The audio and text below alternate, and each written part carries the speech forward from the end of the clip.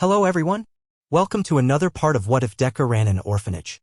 If you enjoy the story, please like, subscribe, and share the video. It really helps me out. I did not write the story. The original writer is Kyodon. Please go support them. Now let us dive in. Seeing as it was now entirely too dangerous to go outside for a press conference, Izuku and DOC decided to have an interview. As such, Izuku and interviewer Inada BYU and her camera crew, all of whom had been background checked, so no risk of them trying to kill him. The two of them were sitting on the couches that Izuku added to his office with a coffee table between them. Thank you for your time, Mr. Midoriya. We know you're quite a busy person. Inada was clearly weirded out by interviewing someone of Izuku's age but was being as professional as possible. Yes, my job has many benefits. But it is also full-time, Izuku said, putting on a forced smile. So, not to be rude, but I would prefer to get to the questioning. Of course, Inada said. So, Mr. Midoriya, how did you come to start taking care of OPCs? You have to admit, taking care of children at your age is a peculiar decision. Well, that information was actually classified for quite a bit of time, Izuku said. However, after discussing it with some officials, we believe that we can safely share some information. Really? Inada asked, looking interested. Please, do tell. Alright, so I had been at my house when suddenly I heard someone knocking on my door. Izuku started the story. I open it and there is a very scared-looking little girl. She was absolutely terrified. She said someone was chasing her and begged me not to let them get her.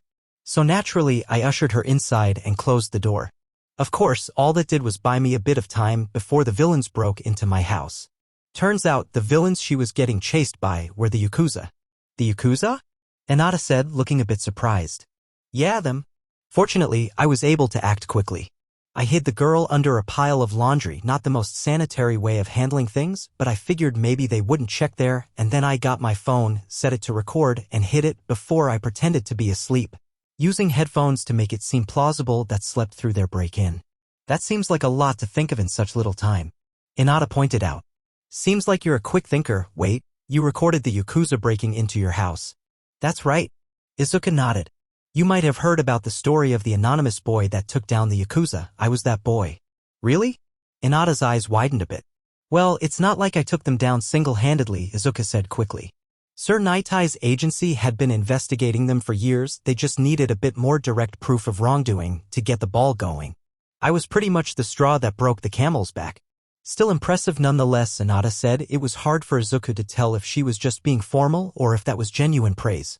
And then after that, you and the young girl were moved into witness protection, correct? That's right. We stayed together for a while and got attached to each other, Izuku said. So when I got the option to take her in, I did so. And this girl was your first OPC? Inada asked, getting a nod from Izuku. Can I get her name and quirk by any chance? Well, I can give you her name, however, I think I should keep her quirk private.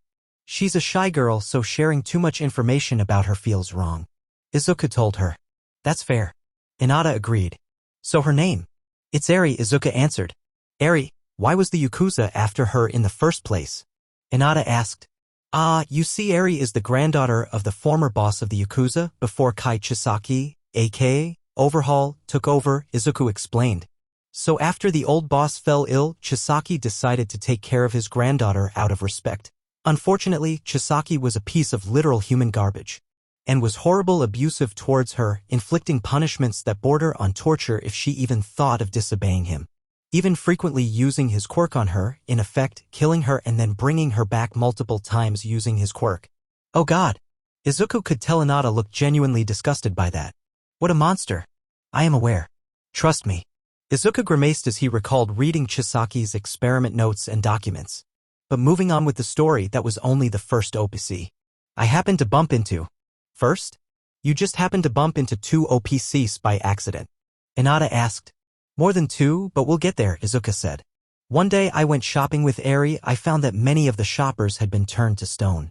As it turns out, a villain had abducted a homeless OPC child and was using her as a weapon to rob places. Fortunately, I managed to knock him unconscious with a tranquilizer dart and save the child. And then you ran into another after that? Inada looked confused. That seems very unlikely. Extremely. Izuku agreed. I thought the same thing, especially when I ran into 2 more not too long after that, and then another one not long after that. Are you serious? Inada looked at him in disbelief. Absolutely, Izuka said, his face and tone showing that he was in fact dead serious. I'm aware it's insane sounding, but it is what happened. The kids started making jokes that I had a secret quirk that attracted OPCs. I can understand what that, I don't even have words. Hinata responding. Yeah, well, seeing as I'd done a good job of taking care of so many of OPCs and was seemingly willing to adopt them to no end, they gave me an offer. Izuku continued. They wanted me to start this foundation and accept every OPC they had. They gave me a contract that told me that they would be funding my foundation as well as building a facility for me and my children and providing other measures of support, and I would do this job for the rest of my life. The rest of your life? Hinata questioned. You mean you could never quit? Or stop accepting OPCs? That's right, Izuku confirmed. And you agreed to that? Hinata asked, getting a nod from Izuku. Isn't that a bit reckless? As you said, this is a job that comes with a 24-hour work period. Doesn't that essentially lock you off from any other jobs? Didn't you have something in mind? A dream job or something? Izuka sighed. I did have a dream job once. I wanted to be a hero. Hinata didn't say anything, but her wide eyes and befuddled look told him what she thought of that. It was my dream since I was a child. Izuku continued. I always thought that saving people was the coolest thing you could do. I admired heroes, obsessed over them even. I'm pretty sure there is no piece of All Might merchandise I don't either have or know about. I thought there was nothing that would stop me from chasing that dream, and then I was diagnosed as quirkless. That must have been devastating, Hinata said with a bit of sympathy. It was, Izuka said in a low voice. I still held onto my dream, but everyone else stopped believing in me. It's also when my life started going downhill. My father abandoned us, my friends turned their backs on me, and the schools were actively against me. We'd heard about the quirkest abuse you suffered at the hands of your schools, Hinata said. We don't mean to bring up any bad memories, but could you elaborate on the way you were treated? There's not much to say, really. They essentially did everything they could to make my life harder. Izuka said. Lowering my grades, blaming me for things other kids did, turning their heads when they saw me getting mistreated or assaulted, and if ever tried to defend myself, then I would always be blamed for whatever happened. It was terrible. Even worse was the way they made me believe that deserved it, that I was really a lesser person just because I didn't have a quirk. Do you still believe that? Hinata asked. It's hard not to. Izuku admitted. I developed a persecution complex. I just tend to blame myself whenever something goes wrong, and it's really difficult not to do that. It's also made accepting praise from others difficult and has left me a lingering sense of paranoia. Have you sought mental help for your issues? Hinata asked. Izuka sighed again. Not yet, I should have, but I've been very busy, so I never found the time. I will get to it eventually once I've hired more staff, but I believe we were discussing my dream, correct? That's right. Hinata nodded. When exactly did you give up on that dream? I imagine it must have been hard to foster such a difficult dream with no one believing in you. You're correct, Izuka said. I held onto that dream for years, despite what everyone else said, until one day I met a high-ranking pro hero. And I asked them if I could become a pro hero. They said no. That's a rather divisive statement, Hinata said. Care to share who that hero was? Izuka shook his head. As you said, that statement could be very divisive, and I don't want to cause that hero trouble. They said that not because of any base against quirkless people, but because they were concerned for my safety. Which I appreciate, even if it was absolutely devastating. Was this before or after you ran into Eri? Hinata asked. Before. Izuka clarified. And so this left me with this feeling of hopelessness and a lack of purpose. For my entire life I'd clung to this dream, and so when that dream was gone there was just a void in me. And then I met Eri and I started taking care of her, and it felt like that void where my dream once was being filled, seeing her grow and becoming happier as time went on. And that feeling only grew as I got more kids. So did you dream of becoming a hero and lack of direction in life influence your decision to start this foundation? Hinata asked. Yes, very much. Izuka nodded. I always wanted to help people, and this was a form of helping people. Just in a different form than what I originally wanted. These children needed love and affection, and I could give it to them. And me not having anything else I wanted to do helped in the decision to sign. So you don't regret signing at all? Hinata asked. No, Izuka answered immediately. No matter what downsides this job has, it's offset by seeing how happy those kids are. Nothing can beat that. Then I suppose the next question is, do you think you're qualified for this job? Hinata asked. Because there are many people, how capable a 15-year-old is for this position. Well, I can't blame them, Izuka said. But at the same time, I think the results speak for themselves. All the children are happy and healthy and nothing had really gone wrong with the exception of my crash, and I've been taking measures to make sure that doesn't happen again. And I imagine keeping things up and running is a rather difficult task, Inada said. How much goes into keeping this foundation running? Well, there's a lot, managing repairs for the forest and the house, which need to happen frequently because the kids often break things, and then I have to make lesson plans for both their formal education, their quirk training, and helping them learn their respective hobbies and future job prospects. I also need to manage the supplies of this place, such as food, school supplies, special support items, and more. And of course, you need to spend time with and support the children personally, making sure they get the amount of attention they need. That's quite a lot of work, Inada commented. And it's only scratching the surface, Izuka said. As I said, the job never really ends. Which is why I say the results speak for themselves. I can't argue with that. Inada agreed. Now, another topic I wanted to cover was the process of OPCs being brought here and how it's handled. Firstly, say a parent wants to get rid of their OPC child, how does one do that? Well, first you have to get in contact with DC. You can find the number online, and when you call them, you tell them that you think your child is an OPC and they send people to check if that is actually the case. If they label the child an OPC, they'll take them to one of the DOC facilities where they'll be put into a list to wait for their turn to be transferred here into my care. Izuku explained.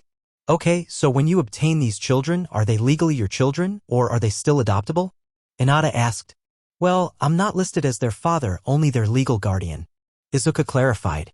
This decision was made because I'm aware that not all of the kids would be comfortable thinking of me as their father, nor would they appreciate having that thrust upon them. If they want to think of me as a father, then they can, or they can think of me as a brother or a friend. Or anything really. As for adaptability, for the most part, you can't adopt an OPC. The only way you could adopt one is via my approval, and I would only approve of that if the child genuinely unhappy in my care or would be happier in the care of the adopter, and even then I would demand very through background checks, inspection of their homes, and they would have to go through a year-long trial period before I would allow them to fully adopt the child. Those are some strict conditions, Inada noted. They have to be, Izuku told her. There are people who exploit OPCs for power. As I told you, there was a villain who used one of my daughters as a weapon to commit crimes. Not to mention adopting an OPC comes with a check to deal with their needs, as well compensate you for risking your life by raising them. People have adopted OPCs in the past, purely for this reason, and neglected the actual child. This kind of behavior cannot be allowed. This is why my process has to take so long and be as thorough as it is. That makes sense, Inada said. Now, I think it's time we address the elephant in the room, the assassination attempt. Izuku frowned. Well, I don't really have much to say on that. We don't know who sent the assassin, however, judging from what we do know, the motive behind their attacks seems to be quirkism. Of course, we are taking precautions to increase security, as you may have seen. Ah yes, those, what are they called? Inada asked. Grim, Izuka answered. Yes, those Grim. Those were created by one of the children here, as was your robe, correct? Inada asked. That's right. My son Yami, Izuka told her. He had been understandably worried about my lack of protection. He used his quirk to make the Grim scene around the house's guards, as well as to serve other functions like carrying heavy objects. One of those Grim, made in cooperation with my daughter Shiroku, was this robe, made to keep me safe should danger ever come to me. Right? And those things aren't actually alive, right?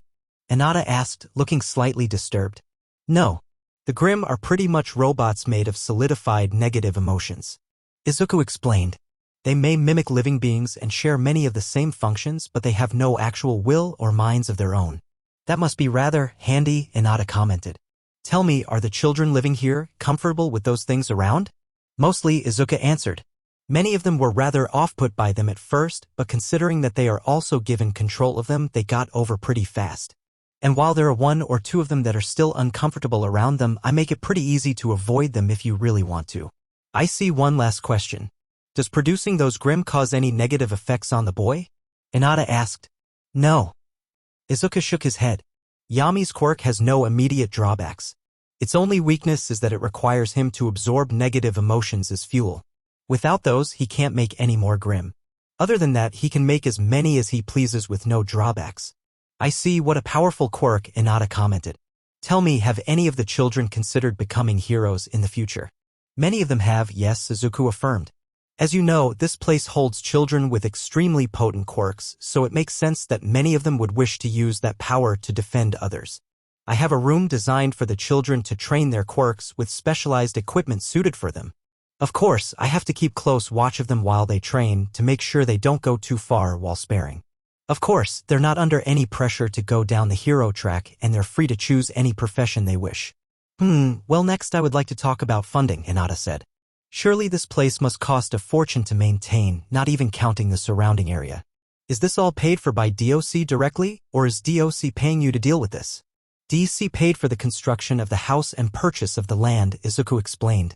However, all other expenses must be handled by me, although they do pay me enough to handle it. Although I do receive money from other sources as well. Other sources? Hinata questioned. Such as? Various places. My mother will send in quite a bit of money. I've also gotten into investing as well, which pulls in a ton of money as well. And how do I say this? Sometimes, due to the children's unique quirks, they can produce materials that can then be sold. With no harm done to the child, of course. Izuku quickly clarified. For example, one of my daughters can produce spider webs and likes to design clothing.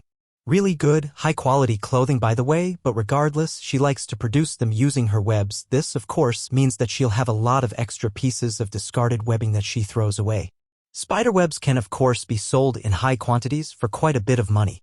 Of course, I ask permission first before doing such things, and any profit that the children help generate will go into their allowances. And things like Kiba's donations that she gets from her streams goes directly to her, as I had no part in obtaining that money. I mean, I'd argue you did, considering you purchased the equipment she used to get that money, the room she sleeps in, and the food she eats. Hinata retorted. I suppose you could look at it that way. Izuku acknowledged. Still, Kiba worked to obtain that money. Unlike the other children whose quirks just happen to produce valuable things, I would feel wrong in taking any of it. I see, but I must ask, if the government is providing you with all that money, why look for other avenues to gain income? Hinata asked. Are they not providing enough? No, they're providing more than enough money, Izuku assured her. However, I feel uncomfortable with only a single source of income. As you stated, it keeps a ridiculous amount of money to keep this place up and running. Taking care of this many children with quirks these dangerous means that being rich is a requirement. If I didn't have all these other sources of income and something happened that would cause the government to stop giving us money, then at most this place would last 2 weeks before the children no longer had anything to eat. And that's assuming this place would still be left standing, as I would no longer have money to constantly repair it. And no ordinary job would ever allow me to make enough money to take care of them while also being able to watch over them. So now, with all these other sources of income, if the government were to stop giving you money, would you be alright financial speaking? Hinata asked. Izuku leaned back and let out a breath. Well, I would definitely have cut down on any frivolous spending I do, as well as a lot of frivolous spending for the kids. We'd have enough money to keep going, but that'd be about it. Despite the fact that we'd have enough money to be considered rich, for the most part, we'd have to act as if we didn't have a lot of money. This is why I'm still currently searching for more ways to obtain income. Have you given any thought to donations? Hinata asked. Izuku nodded. I have, but I'm not really to ask for any. Right now I'm still living quite wealthily, so it feels wrong to ask people for their money. Of course, if they are willing to donate, I won't refuse, and all money donated will be put into an emergency fund, used only for, well, emergencies. I see. Hinata looked up at the clock. Well, I think we should start wrapping this up. Yes, I think that would be wise. Izuku nodded. Are there any final questions? Do you have a favorite child? Hinata asked. Izuku laughed. Absolutely not. A young woman looked at the forest in front of her, smiling eagerly with a dangerous look in her eyes. The woman looked like an Olympic athlete, with black shorts, a black sports bra covering a body that looked like it was made of pure muscle. Her most notable traits, however, were her cat-like attributes, those being her black tail and black cat ears on two of her black hair, which was styled into a ponytail. All right, I finally found it. Who knew all I had to do was look online? The woman said in a gruff but somehow at the same time bubbly voice. Well, can't waste any more time. Let's go. And with that, the woman got down on all fours and leapt into the woods at astonishing speeds, completely missing the sign that said not to enter lest intruders get attacked. Meanwhile, in Izuku's office, Izuku was looking through some papers when suddenly the nearby seer went up to him. Izuku turned his attention to the seer. The seer then displayed an image of a cat-quirked woman running through the forest at high speeds, so much so that the seer that was watching her couldn't keep up and she ran out of sight. An intruder? Izuku's eyes widened in alarm before a serious expression overtook him. What could she want? Could this be another assassin? Well, let's hope that our security system works as well as it did last time. As the woman ran through the forest on all fours, she heard something with her incredibly keen sense of hearing. Footsteps. Animal footsteps, and a lot of them closing on her. Actually, she could also faintly hear something bellow her and something flying through the air, both in between the trees and up in the sky. She looked to the side and saw a hint of the sabers that were fast approaching her. Oh, those are what they called. Those shadow monsters. The woman looked frustrated as for whatever reason she couldn't remember the name of these monsters before figuratively shrugging it off. Who cares? The real question is, why are they chasing me? Oh, this must be a test. I know what to do here. The woman then pounced to the side, jumping on top of Saber and biting into its neck, her feline teeth ripping apart its flesh with ease and killing it swiftly. The other sabers that were following suddenly stopped before turning around and running away. They're running away. The woman tilted her head in confusion. Why? Rah! Suddenly a fleet griffin leaped down, intent on landing on the woman and holding her down. Only for the woman to backflip onto the closest one's back and bite into its neck, killing it as well before landing on the ground. She then quickly turned and jumped up, her nails turning into sharp claws that tore into the sides of the griffins as she used the griffins as footstools to reach the rest of them and slice through them with her claws. After cutting through about a dozen of them, she finally reached the final one and slashed its neck, killing it. Of course, now this meant she was plummeting to the ground, but she didn't seem too concerned. Once she got enough, she sunk her claws into the closest tree, which slowed her fall as she slid back to the forest floor, her claws leaving deep marks in the tree as she fell. The woman landed on her feet and took her claws out of the tree. Then she heard something tunneling out of the ground around her, and creeps crawled out of the dirt around her, surrounding her completely. The woman smiled and readied her claws before jumping forward. She grabbed the creep by the mouth and using her momentum she flips it upside down and then slashes its exposed underside apart. They never stood a chance. Izuku watched as the woman tore apart the level 1 Grim with ease. Like a tiger ripping apart rabbits. Alright, seems this is going to be an issue. He considered just skipping security level 2 and heading to level 3. After all, it seems like this woman was rather tough and was approaching rather quickly. Well, it'll take some time for the level 3 Grim to approach, Izuku said to himself before speaking into the seer. Send the level 2 Grim. And get the level 3 Grim ready for deployment.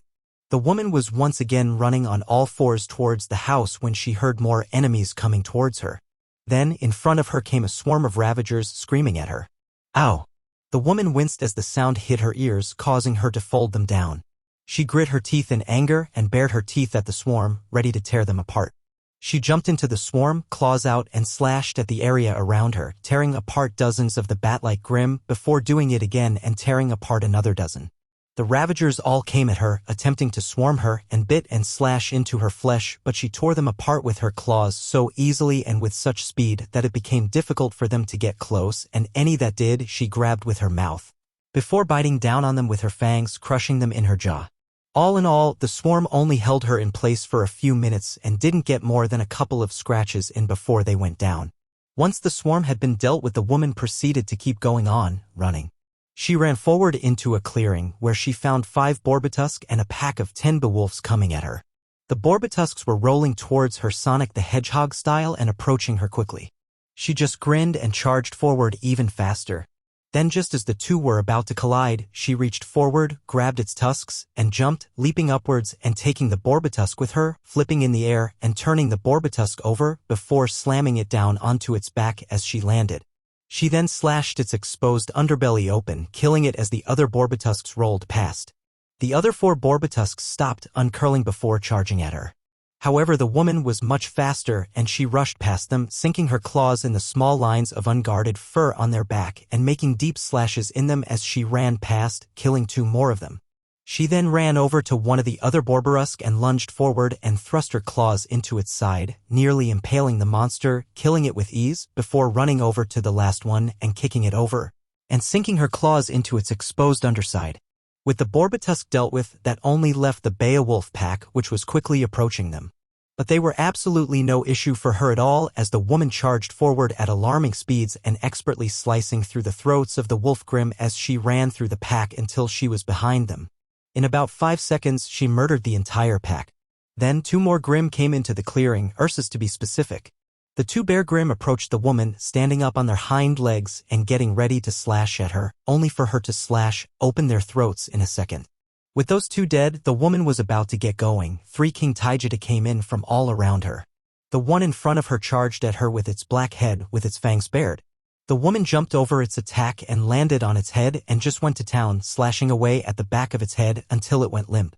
The white head hissed in pain and went to bite the woman, only for her to kick its lower jaw, deflecting it upwards and giving her access to its neck, which she promptly tore into, killing it. 1 down, 2 more to go. I have definitely underestimated this woman. Izuku thought nervously as he watched her tear him, Grimm, apart. She's definitely some kind of assassin. The way she kills these Grimm, tearing into their necks and heads. She's like a super predator, actually given her quirk that makes sense. Still, I need to get serious. Switch to level 3 security, Izuku told the seer just as Achiko burst into his office. Izuku, what's going on? The seers just showed us someone running through the forest. Achiko said with an extremely concerned expression. We have an intruder, Izuku told her urgently. Tell all of your classmates and my mother and get all the kids inside. On it, Achiko said, turning around and running back out of the room. With Achiko gone, Izuku turned back to the seer. After disposing of a few more Grimm along the way, the woman continued on her path through the forest. Then she heard 2 attacks coming towards her from above. Then 2 fireballs hit the ground behind her, exploding and singeing the ground. She stopped running and 2 manticores dropped out of the sky right in front of her. The manticores quickly opened fire, shooting out fireballs at the woman who dodged them all with ease, jumping and flipping from side to side, elegantly yet ferociously avoiding every attack. She then charged forward, ducking under one of the manticore and then thrusting her arm up through its jaw, impaling its head with her hand. As the Grimm died and faded away, the other ones started to shoot at her again. The woman then jumped up, before diving down and axe-kicking the manticore's head, caving in its skull with her heel, killing it. The bone wasn't as tough as I thought, the woman said as she got her feet. She then heard the sound of something large coming towards her, on her right. Then 2 Beringels came charging out of the tree line and were coming right at her. One charged at her, before jumping up, bringing its arms up intent on smashing her into the ground. However, the woman simply jumped up towards the Beringel and slashed its throat open. The Beringel fell to the ground, slumping over before dissipating into smoke as the woman landed on her feet and ran at other Beringel. She got real close to it, and before it could react, she jumped up, flipping on its neck, before slashing this one's neck as well, killing it. The woman jumped off the dying Grimm, once again, gracefully landing on her feet. Wow, this is a great workout, the woman said cheerfully as she wiped some sweat off her forehead. What a fun test. After taking a minute to stretch, she got back on all fours and started running. Eventually, the woman made her way to another clearing. However, this was a dead end as she was faced with a steep cliffside. The woman stared at the cliffside for a moment. I wonder dash. Before she could finish her thoughts, she heard something. Beneath her. She jumped back as a blind worm shot out of the ground. Raha! The bling worm screamed at her before burying itself back into the ground. She could barely hear it tunneling under her, coming towards her. Its predictability would be its downfall. When she heard it start coming back up, she jumped back a bit, dodging as it burst out of the ground.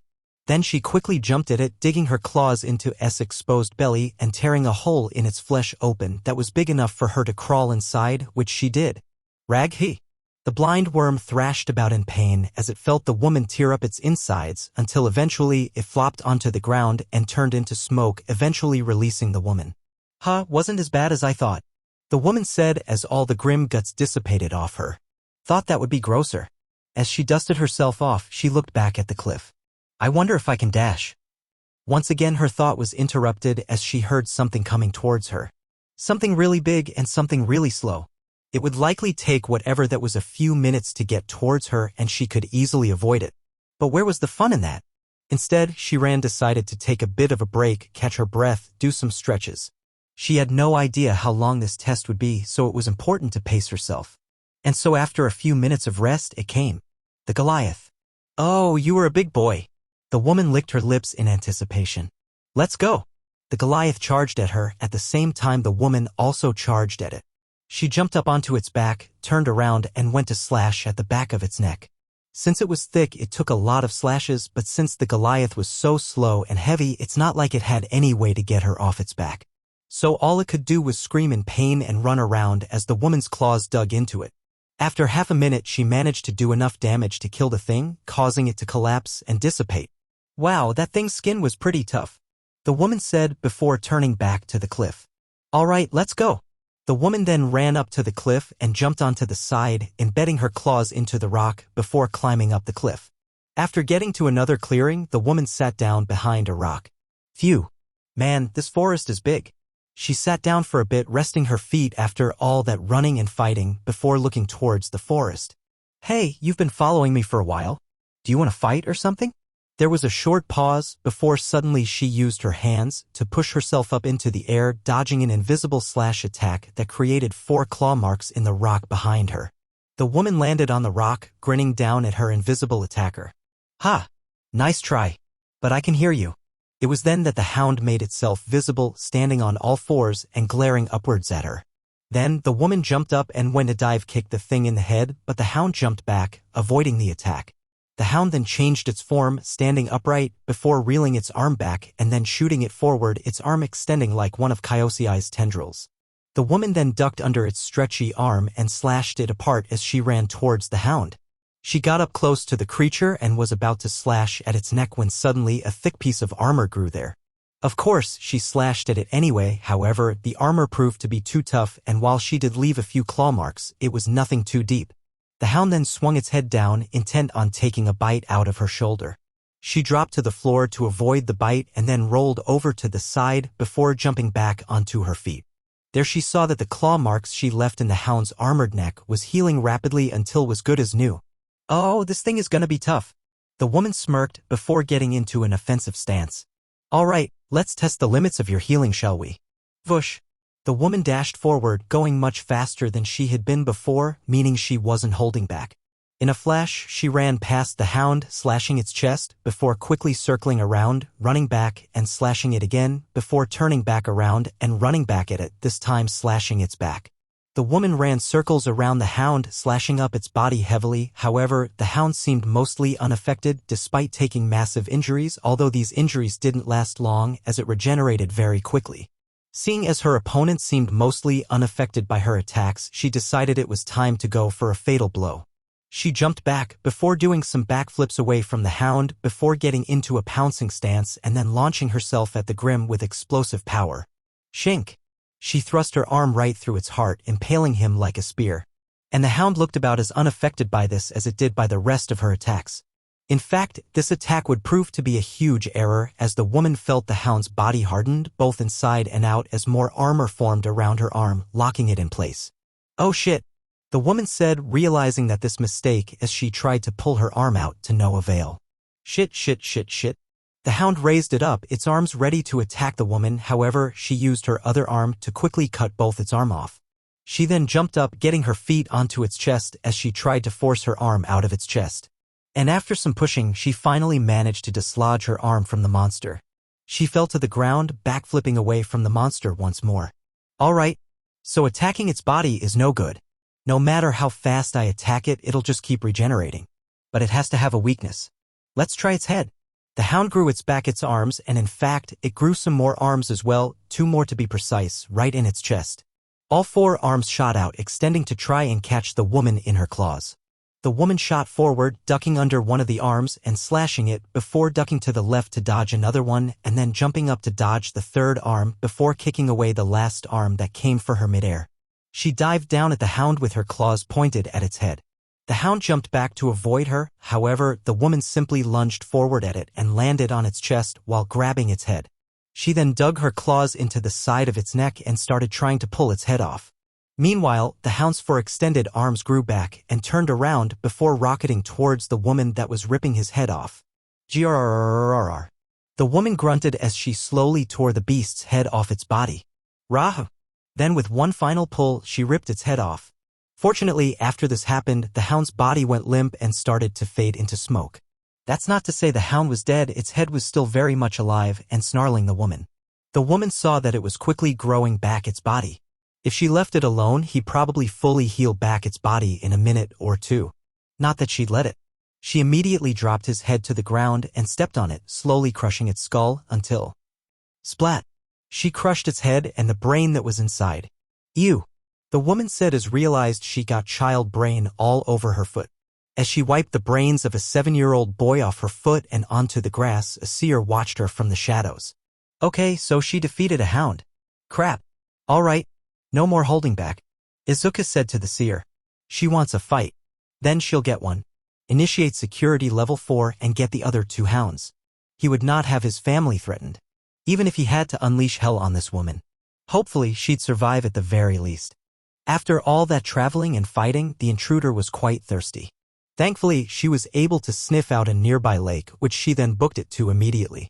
Once she reached the edge of the lake, she dunked her head in the water and started drinking up for a few seconds before taking her head back out. Ahi! She then got up and started to shake her head around, flinging the water off her face and hair. That's good water. Fresh and clean. With her thirst quenched, she got up and turned around, ready to start traveling again. And then she heard something begin to surface from out of the water. Oh! The woman turned back towards the water. Now what's this? Then the sea phylong broke through the surface of the water. Raha! The massive serpentine dragon turned its head towards the woman who was standing at the edge of the lake, a good distance away from it. Hell yeah! I'm fighting a dragon. The woman grinned and got into a pouncing stance. All right, let's go. Unfortunately for her, the phylong had no intention of getting close. Instead, it charged up an electricity blast and shot out its laser at her from a distance. Oh shit! The woman said as she quickly jumped to the side when she saw the attack coming, the laser whizzing past her and destroying all the trees behind her, leaving many of them singed and burned. She looked at the damage the beam did to the trees with wide eyes, before looking back at the phylong, already charging up another beam. That is so cool. Also super deadly. The woman commented. Alright, so this fight is gonna be on the water. Well, that's kind of annoying. She ducked down, avoiding another beam that flew over her head. But if it's what I gotta do. The woman then ran onto the surface of the water and ran atop it. Despite what many people thought, you didn't need to have All Might level speeds to run on water. You don't. You only really needed to be a fraction of that speed to accomplish this feat. Even still, the speeds needed to accomplish this were outside of what a normal human could accomplish, and even for this incredibly fast intruder, she needed to make sure she ran at top speed and didn't stop moving. The woman ran towards the phylong, quickly approaching the draconic sea monster. Curiously, the phylong stopped charging its beam, and instead it swerved around and tried to swipe at her with its tail. The woman jumped up, barely managing to dodge the attack, but as its tail went by, she grabbed onto it with one of her arms and hung on. The phylong noticed this and flailed its tail around in the air wildly, trying to shake her off, but the woman held on tight and crawled her way up the tail fin. Ugh! Think I'm gonna hurl. The woman said as the high winds hit her face. She continued to crawl up its tail fin and onto its body, using her claws to make her way up the monster towards its head. The phylong was decidedly happy about this and decided to do something about it by diving underwater. Oh! The woman thought as she realized she was going into the lake. She took a deep breath as she and the phylong submerged. From there on, crawling up the monster was even harder as it swam around at high speeds and the woman could feel the water pushing against her, like gravity fighting against her body. She had to really embed her claws into the beast to keep herself from falling off it. Not to mention she had to do all this while holding her breath. Man, this is some test. The woman thought as she climbed, now reaching the middle of the monster's serpentine body. The phylong swam down to the bottom of the laker before making a U-turn upwards, swimming rapidly towards the surface. Fwash! The phylong shot out of the water and into the air, bringing the woman along with it. This did cause the woman to stagger a bit, but she held on tight, and since she was no longer underwater for the moment, she finally got the chance to breathe. However, this wouldn't last as the phylong turned its body around once more, facing its head towards the water as gravity effect, and it fell back into the water with a loud splash. After a few more minutes, she finally made her way to the back of its head. She raised one of her claws up and tried to stab its head through its mask. However, this failed and she only created a scratch. No good. It's harder to hit things while underwater, especially when the water is pushing against me. The woman thought, I need to get rid of the armor. She kicked off her shoes, allowing them to get lost in the lake, and unleashed the claws on her toes, digging them into the side of the monster to make sure she didn't fall off. Then she dug her nails underneath the mask and pushed upwards with all her strength. Rag hoy! The The beast roared as it felt its mask getting pulled off its face. It wasn't an easy task for the woman. It was like trying to rip a nail off of a person's finger, but 1,000 times harder, and she had to do it while holding her breath. Despite this, she could feel it coming off as the flesh connecting the bone mask to its head snapped off and she slowly raised the bone off its face. It was hellish trying to do something strenuous while not being able to breathe. But with one final push, she lifted its mask off its face. Ragkai! The Phylong roared in agony as its mask fell to the lake bed and its black blood started spewing everywhere. The woman then crawled up to the center of its head and plunged her claws through its skull. Roar Raghug! The Phylong gave one last roar of agony before its body relaxed and it began to fade away. As the Phylong died, the woman raised her arms out and tried to let out a celebratory shout. Only for water to rush in her mouth as she quickly realized that she was still underwater and now she would need to get some air before she died. She panicky swam upwards, going as fast as she could. The woman broke the surface and quickly spat out the water that had entered her mouth and breathed in as much air as she could. After getting in enough air, she swam to land, crawling up out of the water, laid down on the grass, and looked up at the sky. God, I hate fighting in water. Thump, thump, thump. It was then that 2 Geist in stone golem bodies came out looking for trouble. Oh, the intruder groaned as she got back onto her feet. Couldn't you give me a minute? Izuka watched as the intruder fought the Geists. They didn't stand a chance, but at the very least, they could distract her long enough for the heroes to get here. He called the police as soon as she got past level 3 security, but he had no idea when they would get here. All he could do right now is hope that either level 4 security would handle her or the heroes would. Achiko ran into the room. All the kids are inside, what's the situation? She just defeated a Sea Phylong and 2 Geists. And she'll be approaching the house in about 20 minutes. Izuka told her. She's really strong. I don't think anyone in your class could beat her. Not even you. Achiko bit her lip. We'll see about that if it comes down to it. Hopefully it won't, Izuka said sternly. She's back on the move, but she's approaching the Nuklavi. Let's see how she deals with this. The woman was running through the forest when she made it to another clearing. However, it wasn't quite clear. Because standing in the center of it was the Nuklavi, the rider hunched over on its horse until it heard the woman come and then it changed its posture, its bones giving off a chilling crunching sound with each movement. Oh, scary, the woman said, not looking intimidated at all by its nightmarish appearance. Roar! The Nuklavi let out an ear-piercing scream that caused the woman to recoil in pain and cover her ears. Ack! The woman howled in pain as the beast's roar caused her immense pain and kept her rooted in place for a second. The monster then shot out its stretchy arm at her, punching her with great force. Ack! The woman cried out in pain as she was punched in the stomach, getting the wind knocked out of her and sending her flying through 4 trees. She landed on her back as she struggled to breathe. The Nuklavi charged towards her, intent on running her over with its horse. Despite still struggling to breathe, the woman was able to jump out of the way as the horse charged past her. As the Nuklavi stopped its charge so it could turn around, the woman finally caught her breath and got back up to her feet. All right, time to kill this thing, the woman decided. Meanwhile, the Nuklavi had turned and shot out its arm at her again. However, this time she was ready and dodged the attack and slashed at its stretchy limb. Boing! However, the attack did very little as instead of cutting through his slim and seemingly fragile arm, the arm just moved with her claw as she plucked at it like a guitar string. The arm reeled back and the Nuklavi shot out its other arm at her, which she promptly dodged by jumping onto the side of a tree. She then jumped to the next tree and the next tree, jumping from tree to tree at astonishing speeds. The woman jumped through the trees around the Nuklavi, confusing it as it kept turning its head to try and see where its target was, but she was simply too fast. Slice! Before it even knew what happened, it was attacked from behind, the woman striking the back of its neck with her claws, intent on taking its head off. However, its neck was tougher than anticipated, so rather than taking its head clean off, it just made a deep gash in the back of its neck. The woman then flipped midair before landing on her feet and then pouncing back towards a tree before going back to jumping from tree to tree. Seeing as it couldn't keep track of his opponent at all, and if she landed another attack like that she'd kill it, the Nuklavi needed to do something. And so it did, spinning around while extending its arms, knocking down all the trees around it. The woman jumped into the air from the tree she was in just as it was going down. Nuklavi stopped spinning and then launched its arm at her. Being unable to dodge while in the air, the woman simply kicked the hand away, deflecting the attack, allowing her to land safely on the ground. Once Nuklavi retracted its arm, it then extended them back out to both sides and spun around. The woman ducked under the spinning arms, running low to the ground on all fours. She then quickly ran onto the horse's leg and crawled up it before it could do anything until she was latched onto the side of the horse, looking right at the rider's rotating waist. The woman then latched her claws into the rider's waist, and since it was rotating, her claw was being dragged across its waist, injuring the beast as her claws tore it up and dug deeper into it. Seeing as it was hurting itself, the Nuklavi stopped spinning, but before it could do anything about the woman latched to its waist, she jumped up, now hanging off its shoulders with her claw raised up to its neck. Slash! Slash!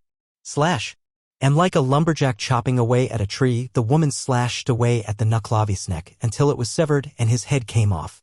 Like all the other Grimm, its body went limp, the horse's legs collapsing and the light going out in its eyes as it started to fade away. The woman jumped off of the fading monster, not even taking the time to wait for the monster to fade before going back on the run. Momo walked into Izuku's office and saw him and Achiko staring into the seer. The kids are starting to get anxious. Is she down yet? No, Izuku said just as nervously. She's fighting the sulfurfish right now. Oh, one just got a hit in on her. Oh fuck. Oh shit. Oh fuck.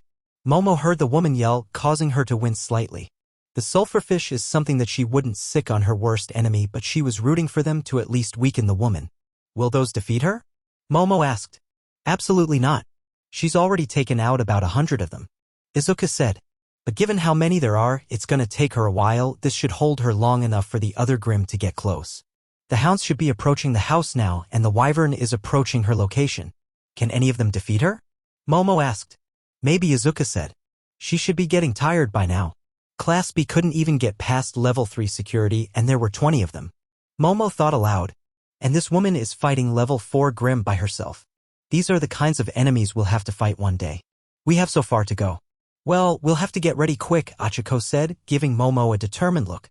If she gets past the hounds, then it'll be up to us to defend the kids. No, Izuku said simply. What? Achiko quickly turned her head to Izuku, giving him a bewildered look. You'd all die. Or at the very least, most of you would. Izuku told her, his fist clenching. I can't send you out there when we have a better option. What better option? Achiko asked. Izuku stayed quiet for a moment, looking conflicted. I hope it doesn't come to this, but there is one, almost surefire way of defeating her, but if it doesn't work, I hope it doesn't come to that. Achiko and Momo looked at each other in confusion and concern. If none of those Grimm can beat her, then who? Momo stopped as she suddenly realized who Izuku had in mind. Oh, right? Them. As woman could see the house in the distance. And she was approaching quickly. Seems like the test is almost over. The woman breathed a sigh of relief. The fatigue was really starting to set in now. Honestly, she hoped there weren't too many fights from this point on. Raha! And then suddenly a wyvern flew over her before turning midair and few yards in front of her. Ugh! I like a good fight and all, but I'm really getting tired of this. The woman said as she got into a fighting pose. She dashed under its head and slashed at its throat. However, this did minimal damage, just creating some light scratch marks. Crap! The woman cursed, realizing this thing was gonna be tough. The wyvern raised its head and the woman dashed back to avoid being crushed as the draconic creature slammed its head down into the dirt. The woman then jumped on top of the wyvern and started slashing at the exposed parts of its back. However, this still didn't do all that much damage. Damn, this thing is tough. The woman cursed before suddenly she felt the wyvern start to rise. The wyvern flapped its wings and started rising off the ground into the air. As the wyvern ascended and changed angels, its head pointing up towards the sky, the woman lost her footing and started to fall off the creature. She tried to dig into it with her claws, but they couldn't dig in deep enough to keep her from falling. However, before she fell off the creature entirely, she managed to grab onto one of its back spikes and held onto it as the wyvern flew through the air. Okay, I can't hurt it, so how do I hurt this thing? The woman wondered, taking a second to think before her eyes widened as she came up with an idea. That might work. But I need to get to its head. I'll have to wait for it to dive down first. I just have to hang. Suddenly, black liquid shot out of its back into the air and took form as two griffins that dove at her with their claws extended outwards. Ugh! The woman groaned as she got ready to fight them off.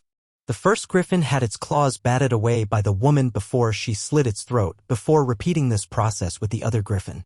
After that, the wyvern finally changed its position and started flying downwards, causing the woman to fall forwards towards its head. She let go of the back spike, letting herself fall forward. Then when she got close enough, she grabbed the little curved piece of bone that was at the edge of the wyvern's snout, leaving her dangling in front of its huge maw. Rah!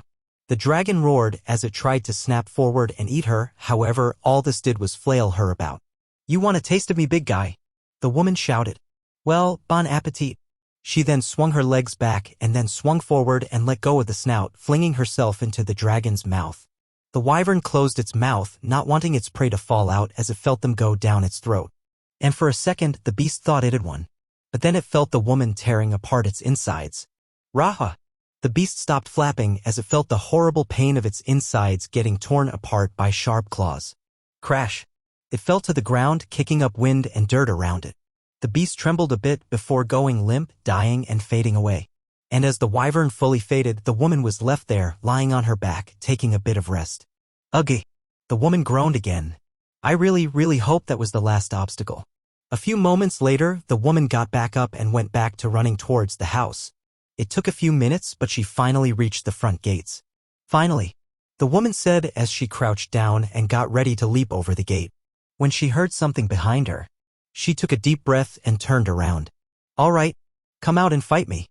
Then 2 hounds came out of the forest, one crawling out on all fours and the other flying above her with a pair of wings. This thing again. And there's 2. And it can fly. The woman shouted out in shock. All right, doggies. I know your weakness now, so let's see how long you last. Then the flying one let out a jet of flames from its mouth, which the woman jumped to the side to dodge. Meanwhile, the other one rushed forward, lunging at her. She was about to dodge to the right, however, she saw that the other hound was waiting for her to dodge, so it could blast whichever direction she chose with fire. So instead of dodging, she would have to approach the situation head-on. She stood up and ran towards the hound before sliding under it, then she brought her feet up and kicked it into the air towards the other flying hound. The flying hound caught its ally before swinging it around and throwing it back at her. The woman jumped up to her feet and lunged upwards at the hound, thrusting her arm right through its neck before it could react and protect itself. She swiped her arm through its flesh, beheading the monster. Both she and the head fell to the ground, a few feet away from each other. The woman turned and dashed towards the fallen head, however, the hound that was still in the air grew a bunch of arms from its sides and chest and shot them down at both her in the head. Ack! The woman cried as 3 of the arms hit her and pinned her to the ground while another arm picked up the severed hound head and brought it up towards itself. The woman slashed at the arms holding her down, freeing herself. Unfortunately for her, in that time, the other hound had already grown back its body and dropped back down to the ground. Then both hounds grew armor on their necks, meaning that same trick wasn't gonna work anymore. Damn, these things regenerate too quickly.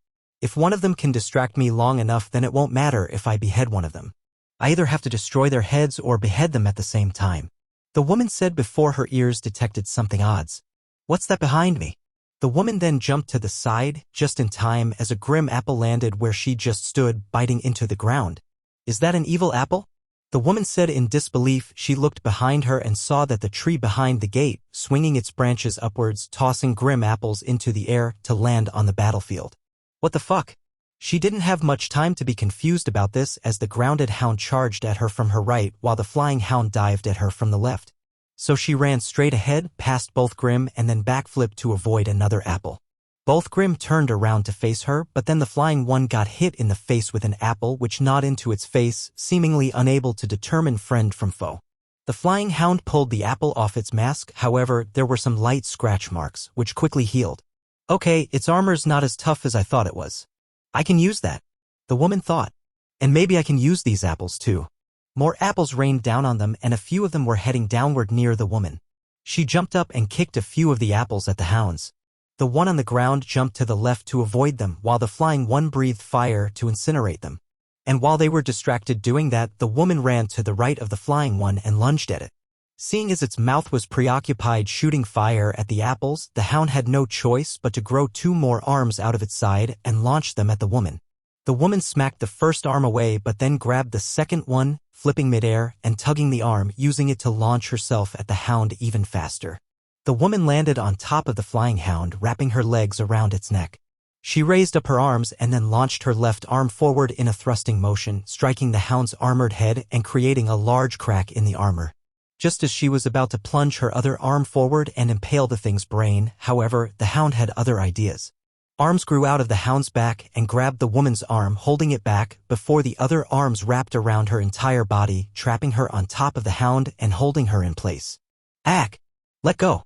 The woman struggled against the arms, trying to move her raised arm forward, but her fatigue was showing its ugly face and it was really hard to muster up the strength to free herself.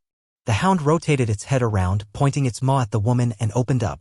She saw the fire start forming in its mouth, and she knew if she didn't free herself now, then she'd be engulfed in flames. Her fight or flight instincts kicked in and she felt a rush of adrenaline, and with that she managed to free her raised arm and thrust it into the hound's flaming maw, impaling its brain and burning her arm. Shit! The woman hissed as she felt the flames engulf her arm. Fortunately, it didn't last very long, as with the hound's death, the flames died down and its wings stopped flapping and it started falling to the ground. However, as its ally was falling down, the other hound launched its own flamethrower attack at the woman as soon as the other hound died. Ijich! The woman cried out in pain as the flames hit her already fire-damaged arm. As soon as the dead and dissipating hound hit the ground, the woman jumped off of it, escaping the flames. However, while she was distracted by that, an apple came flying down and hit her shoulder, biting down into it. Ahoy! The woman cried as the apple bit into her flesh. Before it could do too much more damage, she grabbed it and crushed it, causing it to dissipate and vanish. She flipped midair and landed on her feet before quickly dashing back into the forest and hiding behind a tree. The woman was breathing heavily, pain and exhaustion taking its toll on her heavily. She looked at her damaged arm and shoulder. The burns were bad and wound from the apple was pretty deep and bleeding. She could still move the arm a bit, but for combat purposes it was pretty useless, meaning she had to kill this remaining hound with 3 limbs left. Alright, think. How do I kill this thing? She thought. It has a brain, so it probably doesn't appreciate getting hit really hard in the head. So I guess I'll just do that. She dashed out from behind the tree and forward towards the hound at the fastest speed she could muster. The hound tried to shoot out fire at her, however, the woman got there too fast and kicked its lower jaw up, forcing its mouth shut. Then she swiped her claw down, leaving a gash in its head armor and forcing its head down, where she then kicked it to the side and then kicked it again and then slashed at it again. She continued to assault its head with attacks, disorienting it, leaving it little time to think. It tried to lunge forward and attack her with its claw, but she jumped back to dodge it before jumping back towards it and continuing her assault on its head. The hound tried jumping back to escape the assault and heal itself, however, the woman jumped forward with it and kept hitting its head. No matter how it tried to run away, the woman was too fast and kept hitting it. Its armor was now thoroughly cracked and she was doing damage faster than it could heal. Considering its brain was being bashed against its skull, it was rather hard for the hound to think. But it knew that it was going to die. This woman was too strong and too fast, none of its attacks would land. But at the very least, it could potentially bring her down with it. The woman raised her arm back, ready to thrust it through the hound's brain and kill it, but she hesitated when she saw light leaking from the cracks in the hound's armor. And then its whole body started to glow. Then her instincts screamed at her, "Get away." She jumped back and... kaboom! The hound exploded, creating a massive blast that engulfed the woman before sending her flying back, crashing through several trees before landing a few dozen feet away. Oh! The woman groaned. She was in so much pain right now, and it didn't help that it felt like the world was spinning. She laid there for a couple minutes, letting herself recover from that last attack before pulling herself up to her feet. Ack! That explosion did a number on her, creating some more burns on her body as well as a few other injuries, and she definitely had some broken and bruised bones in her legs, ribs, and arms. Alright, that had to be the last obstetrical, she said to herself as she walked towards the house again. Except maybe that tree, I could probably kill that thing. And so she kept walking all the way back to the house, ignoring the overwhelming pain she was in. She got back to the gates, only to find they had been blown apart by the explosion. And standing there at the center of it all was Sanson. The woman's eyes widened. "Oh, I know you, Yura." Without much hesitation, Sanson launched forward, creating several hands to try and grab her. She jumped back, hissing as the pain from all her injuries made this rather difficult to do. And landing was even worse. The pain that came when she hit the ground caused her to freeze for a second, and that second was enough for Sanson's hands to grab her. She tried to struggle out of them, but at this point, most of her strength had been sapped. Sanson's arms raised her up into the air, encasing her body in slime, further trapping her. Once the woman was high enough in the air, she turned her upside down and then slammed her into the dirt. And once the woman's head hit the ground, everything went dark. Oh, eh. The woman groaned as she regained consciousness and slowly opened her eyes. She was now in Izuku's office, laying on the floor, staring up at Izuku, who was behind his desk. Her body was of course restrained heavily. First, her limbs were stuck together using Mineta's balls, then they stuck Mineta's balls to each one of her fingers, ensuring she couldn't use her claws, and then finally, she was wrapped in several layers of Ciro's tape. And Izuku was not alone in the room either. Kirishima and Achiko were also present, standing alongside him. Lastly, there were also two Beringels holding her down to the ground. Ow! The woman groaned as she felt the pain of all her injuries coursing through her body. You woke up sooner than expected, Izuku said. He was wearing the hood of his robe so she couldn't see his face, but recognized his voice. Your caretaker, the woman stated, looking excited. Yes. Izuku was surprised that she'd refer to him by that title. Typically the only people who referred to him by that name were Kiba and her fans. Who sent you? Achiko asked angrily, getting straight to the point. Sent me? The woman asked, looking confused. Don't play dumb, Achiko told her aggressively, giving her an absolutely killer glare. Who's the person trying to kill Izuku? The woman once again just looked confused. I don't know. If I did, then I'd slash him with my claws. No one gets away with hurting Lady Kiba's caretaker. Everyone stared at her in disbelief, and for a minute there was silence. So, you didn't come here to kill me? Izuku asked. What? Why would I want to kill you? The woman asked, looking genuinely shocked. Wait, if you didn't come here to kill Izuku, then why did you destroy all of the security, Grim? Achiko shouted. Grim. That's what they were called. Thank you, that was bothering me so much. The woman smiled before frowning as she took in the rest of what Achiko said. Wait, security? Does that mean that wasn't a test? A test? Izuku asked, sounding just as confused as she was. Yeah, a test. To see if I was good enough for the security guard job. The woman explained. Once again, there was a minute of silence as everyone stared at her dumbfounded. So let's get this straight, Izuku said. You came here to ask for a job? Uh-huh. The woman nodded, only to stop when she realized that moving was a really bad idea. Ow. My head. And you thought that I send the Grim after you, as a test, to see if you were strong enough? Izuku asked. Yup. The woman confirmed. Okay, how would I know to test you for that if I didn't know who you were and why you're here? Izuku asked, poking a massive hole in her logic. The woman's eyes widened as she realized that her assumption made no sense. Oh yeah, that's And you didn't think that if you barged in on his private property not too long after an assassination attempt, with no introduction and started beating up our security system, that we might think you were an intruder? Achiko asked. Ops. The woman said. Once again, there was silence as the three didn't really know how to respond to such stupidity. So, about the job? The woman asked. Izuku slammed his head down onto his desk. That was enough of today. Izuku was too tired to deal with absurdity right now. The next day was rather busy for Izuku as he had to deal with the cleanup. First, he had to calm down the kids, assure them that there was in fact not actually an assassin, just an idiot. Second, he had to make plans for Yami to spend a day in the city so he could stock up enough negativity to replenish all the Grim that were destroyed. Third, he had to get to work on constructing a fence around the forest because apparently signs weren't enough. And lastly was dealing with the woman in question, which led to this moment where Izuku was behind his desk addressing 1A while his mother watched the children. Okay, so I looked up information about our intruder yesterday, Izuku told them. Her name is Sori Jaga, and she belongs to the Nekononako Foundation. The Nekononako Foundation? Mineta gasped. I presume you know what that is, Mineta? Ida asked him. If Mineta knows what it is, then it's probably inappropriate, Jiro said. The Nekononako Foundation is a foundation dating back to the era when quirks first appeared, Mineta explained eagerly. You see, back when the first people with cat quirks came into existence, people realized how much money could be made in less than ethical ways. So they gathered pretty much everyone they could with a cat-related quirk and started selling, buying, and breeding cat girls for profit. This was illegal, of course, and their practices were pretty much slavery combined with eugenics, so when heroes came around, they busted up these businesses pretty quickly. But when the cat people got free, they realized they too could make the same amount of money their captors did and made the Nekononako Foundation the world's leading business in cat girl-related, well, anything. You want to rent a cat girl maid? Done. You want a cat girl to call you Oni-chan? You go to them. You want to adopt a baby cat girl?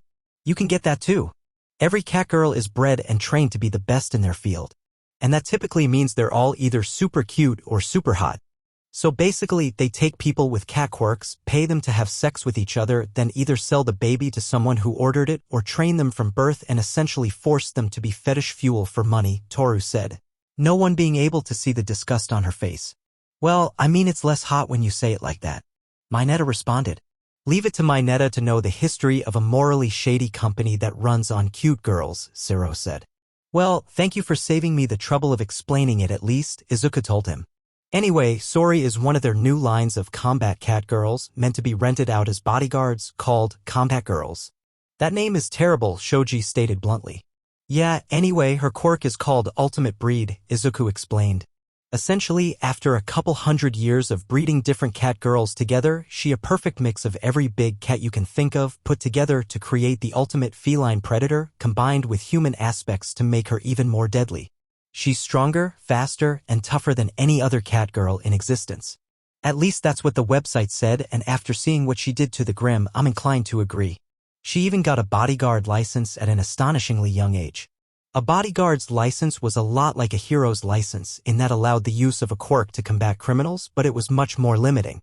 Someone with this license was only allowed to use their quirk in case their contractor is threatened. Anything else is still illegal.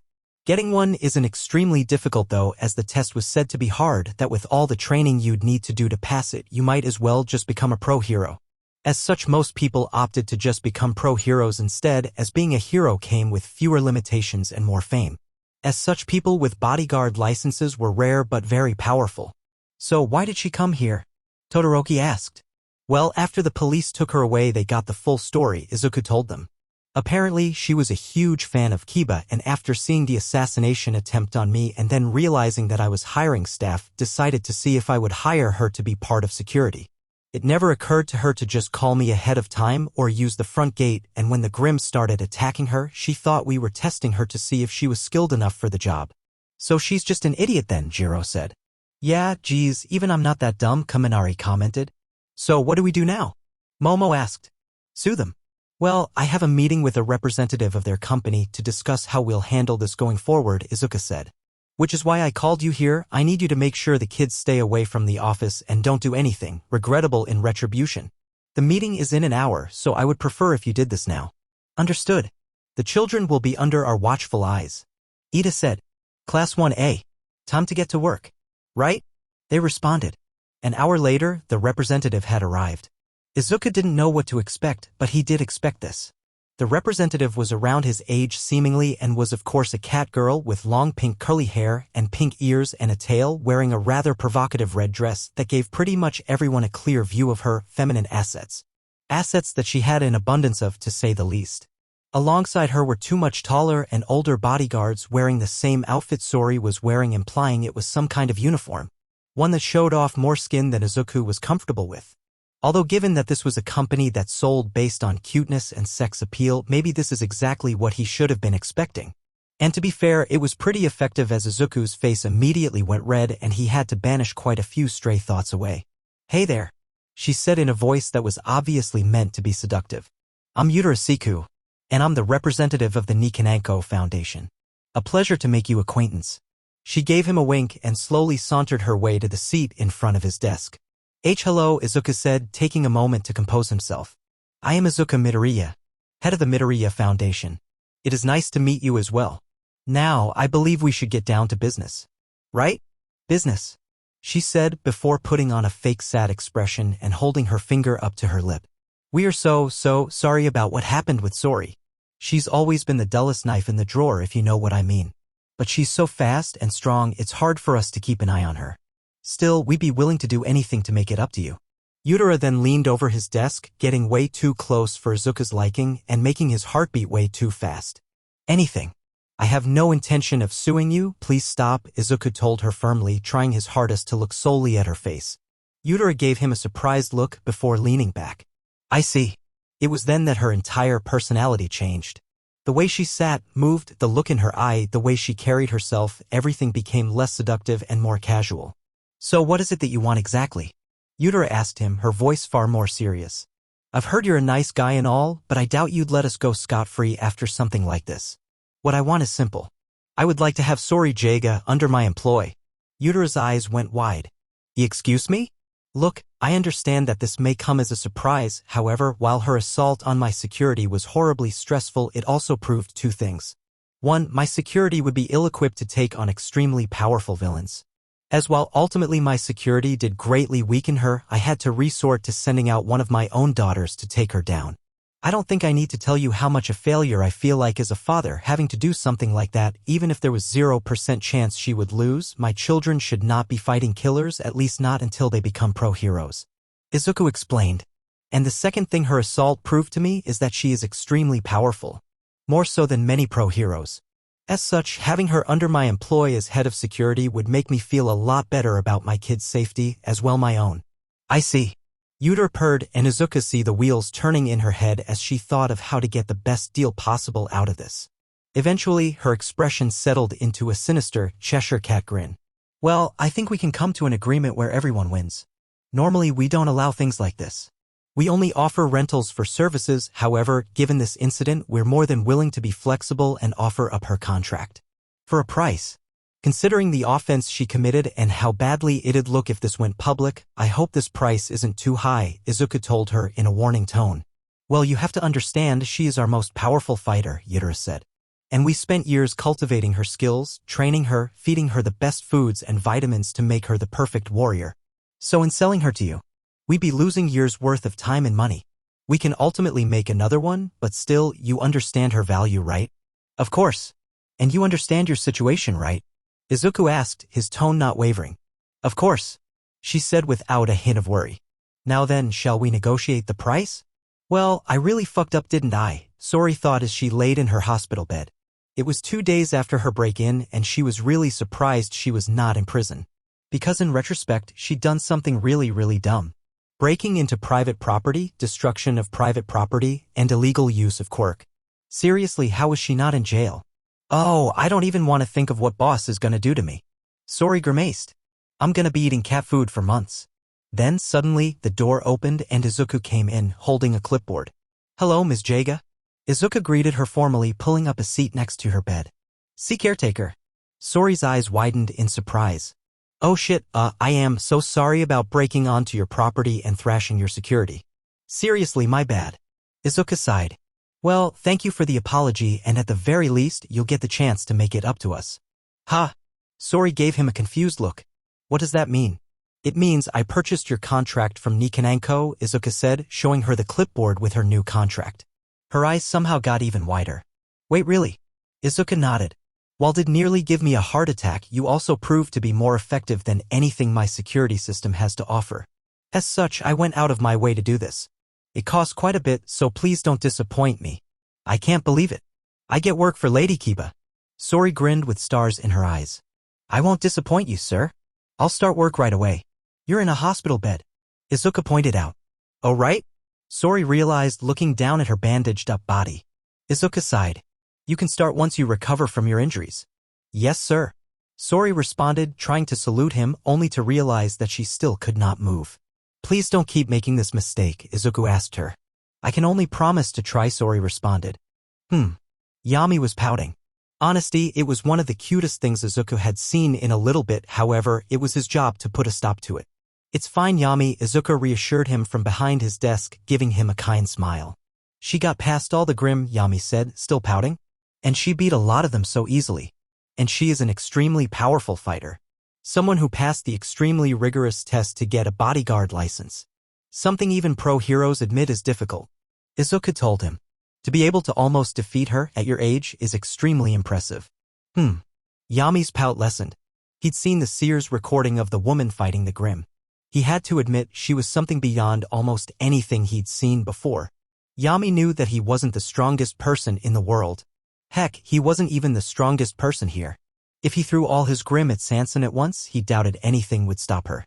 Except maybe the Hound, but he still doubted that would work. And of course, heroes like All Might and the American hero Star and Stripe were far beyond his level of strength, or really any level of strength he could hope to achieve. The amount of negativity he would need in order to make something that could fight against people like them. Well, honestly, Yami hoped that that amount of negativity ever came into existence. However, in all honesty, he wasn't too upset about his Grim not being able to stop her.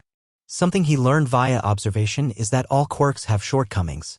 Sanson was a great example of that because Sanson could either be unbeatable or a complete pushover. The slime girl was widely considered to be the strongest person in the house, able to take on other contenders like Kiba, Fu, Shiruku, and hordes of his Grim without any issue, but against Kei, she is utterly helpless. Kei had one of those quirks that was most effective if you didn't know how it worked. As if you did know, then it would be pretty easy to take her down by just not looking at her eyes. And Kei couldn't really fight either, meaning that at this point most of the children in the house could beat in her a fight. Sanson was the exception because her entire body acted as her eyes. And while this is more useful than it is detrimental, it also meant that fighting Kei was pretty much impossible. And Kei wasn't her only issue. Her spars against Nara in her Articuana form always ended in less than 2 minutes and always in Sanson's defeat, and she wasn't even allowed to fight Netsu as Netsu could very easily accidentally kill her. All quirks had their strength and their weaknesses. Even if Sori had wanted to kill them, they were never in any danger because she'd never beat Sanson. And his family would be safe. Of course, Izuku was displeased with having to use his siblings to fend off attackers, which is why Yami would work hard to make new Grim, which would strengthen their security system even further. And for that he would need a lot more negativity. He'd used a lot to create the security system and now he needed a lot to fix it. So for that he would need to visit the city again. But now he didn't plan on just wandering the city like last time. No. He had a plan. Yami finally stopped pouting and his expression turned back to his typical neutral expression. Dad, I'm going to the city tomorrow, right? Only if you want to. Izuku really wanted to replenish his security system, but he still didn't want to force things onto his son. I do. Yami nodded. I want to go with Amai. I figured that was the case. She is a rather good friend of yours.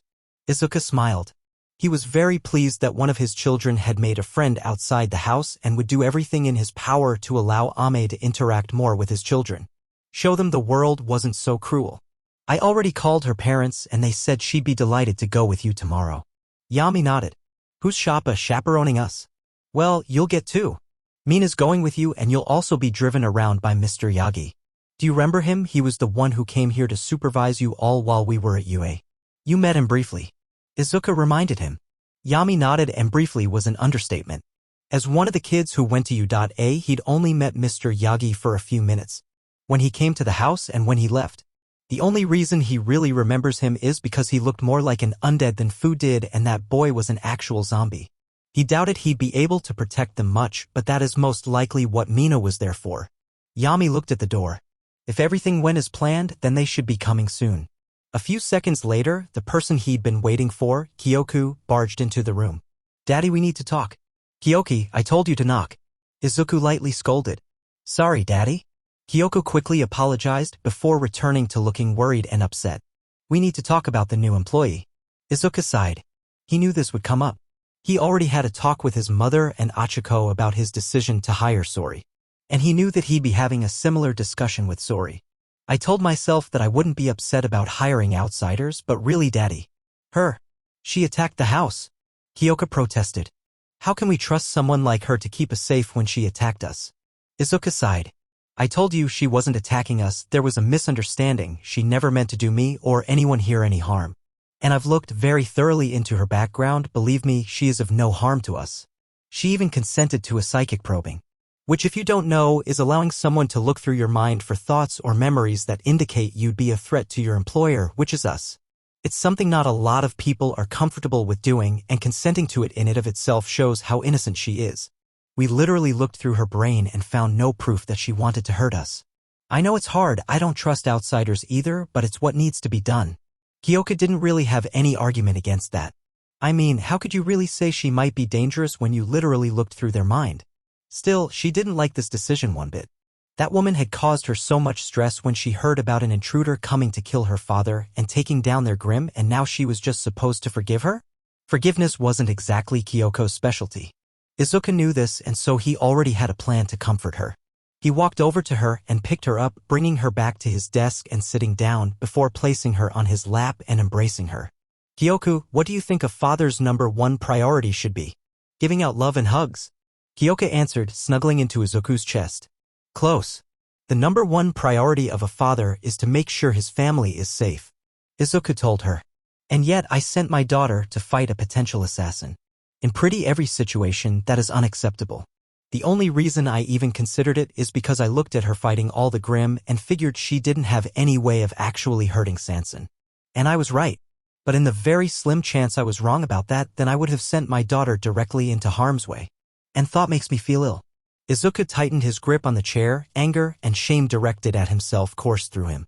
Honestly, even if he was right in the end and Sanson would have been fine, he still regretted sending her out there at all. Back then he had considered going out there to face Sori himself if she got past all the Grimm. Hoping at the very least if she killed him she would spare his family and 1A. Ultimately, he didn't because of a few reasons.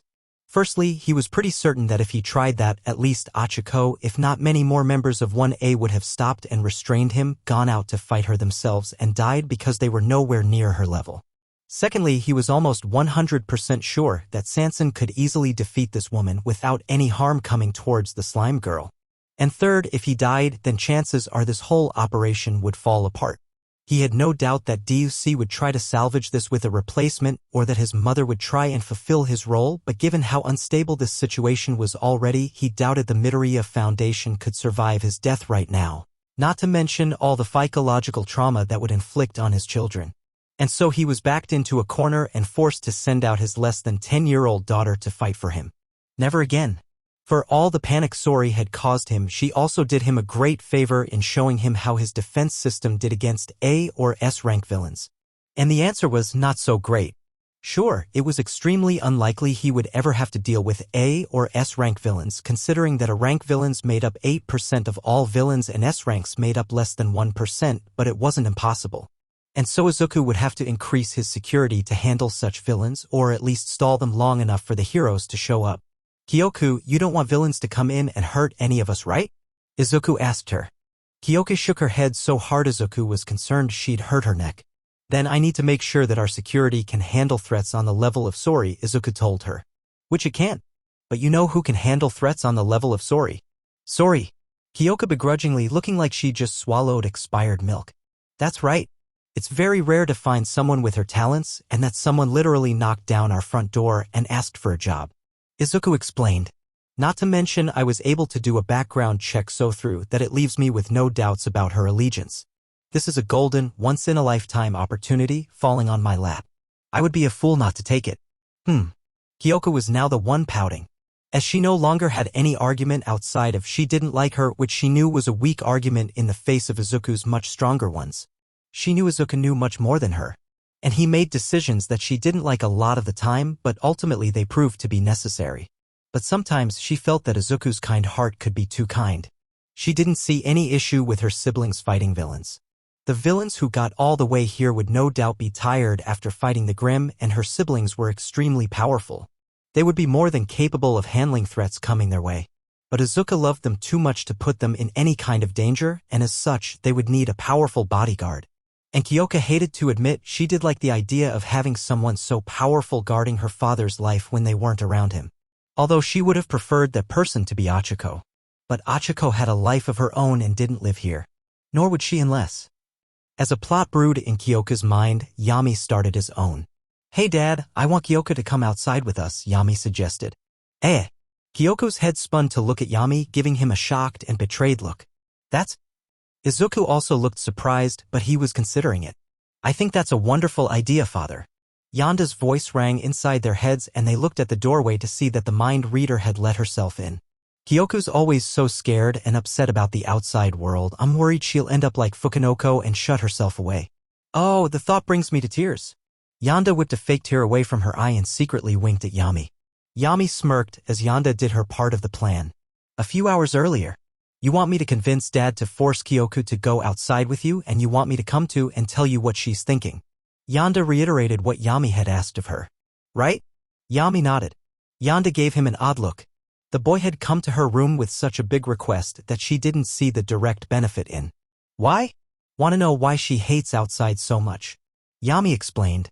Getting her outside is hard. Need help? Also need to know her thoughts. To help figure out why she was so angry. And help her. Most of the children in the house were pretty happy nowadays. Izuku's fall aside, they were all pretty willing to push aside the negatives of their past and to some extent their present, to enjoy the many positives they had now. However, there were a few exceptions to this. Those being Kyoku, Koda, Fukinoko, Ken, and Fu. Fuku was trying to be more positive and she had plenty of people around her to help her with that. He would get to Koda, Ken, and Fu at different times, but for now he wanted to try and help Kyoku. For two reasons mainly. Firstly is that she is the most upset at any given point in time out of all of his siblings. Bringing up anything about the world outside would either cause her to get slightly upset or really upset. And from what Yami could tell, that was not healthy. And the second reason was, well, he owed her. It was thanks to her that Yami was who he was today. Without her, it would have taken years for Yami to adjust to civilization, and so many things either would have been pushed back or never happened in the first place, like his friendship with Ame. Not to mention she saved both him and Izuku years of hard work in trying to get him to adjust. Much like Izuku, he owed her a debt he could never really pay off, but he intended to try. Not to mention it would likely help him in his journey to become a therapist, so it was mutually beneficial anyway. I see. Yanda considered it. She wasn't really sure if this would help out Kyoku, but she was interested in that happening. Kyoka's negativity was something she could do without, but still, that was a lot of work for something that ultimately might be pointless. I'll do it for 10,000 yen. Deal. Yami already had the money in his pocket and threw it on Yanda's bed. He'd been taught that money was a useful tool, and from what he'd seen, that was very true. Yanda grabbed the money, smiling as she counted it. You'll have my full support, dearest brother.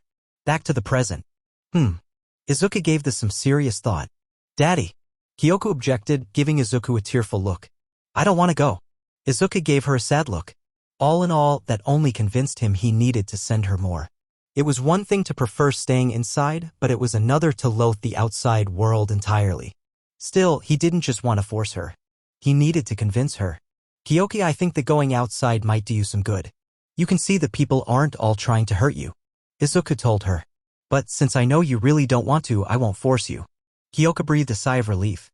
However, Izuku added, if you go outside, not only will I give you 15,000 as part of your allowance, I'll also let you pick what we have for dessert tonight. Kyoka looked conflicted. Izuku gave her this choice for a reason. If she really hated the idea of going outside so much that she would refuse an offer like that, then forcing her outside really would not be the right call. Meanwhile, Kyoka was really struggling to make a call here. The offer was good, and on top of all that, going would make Izuku very pleased with her.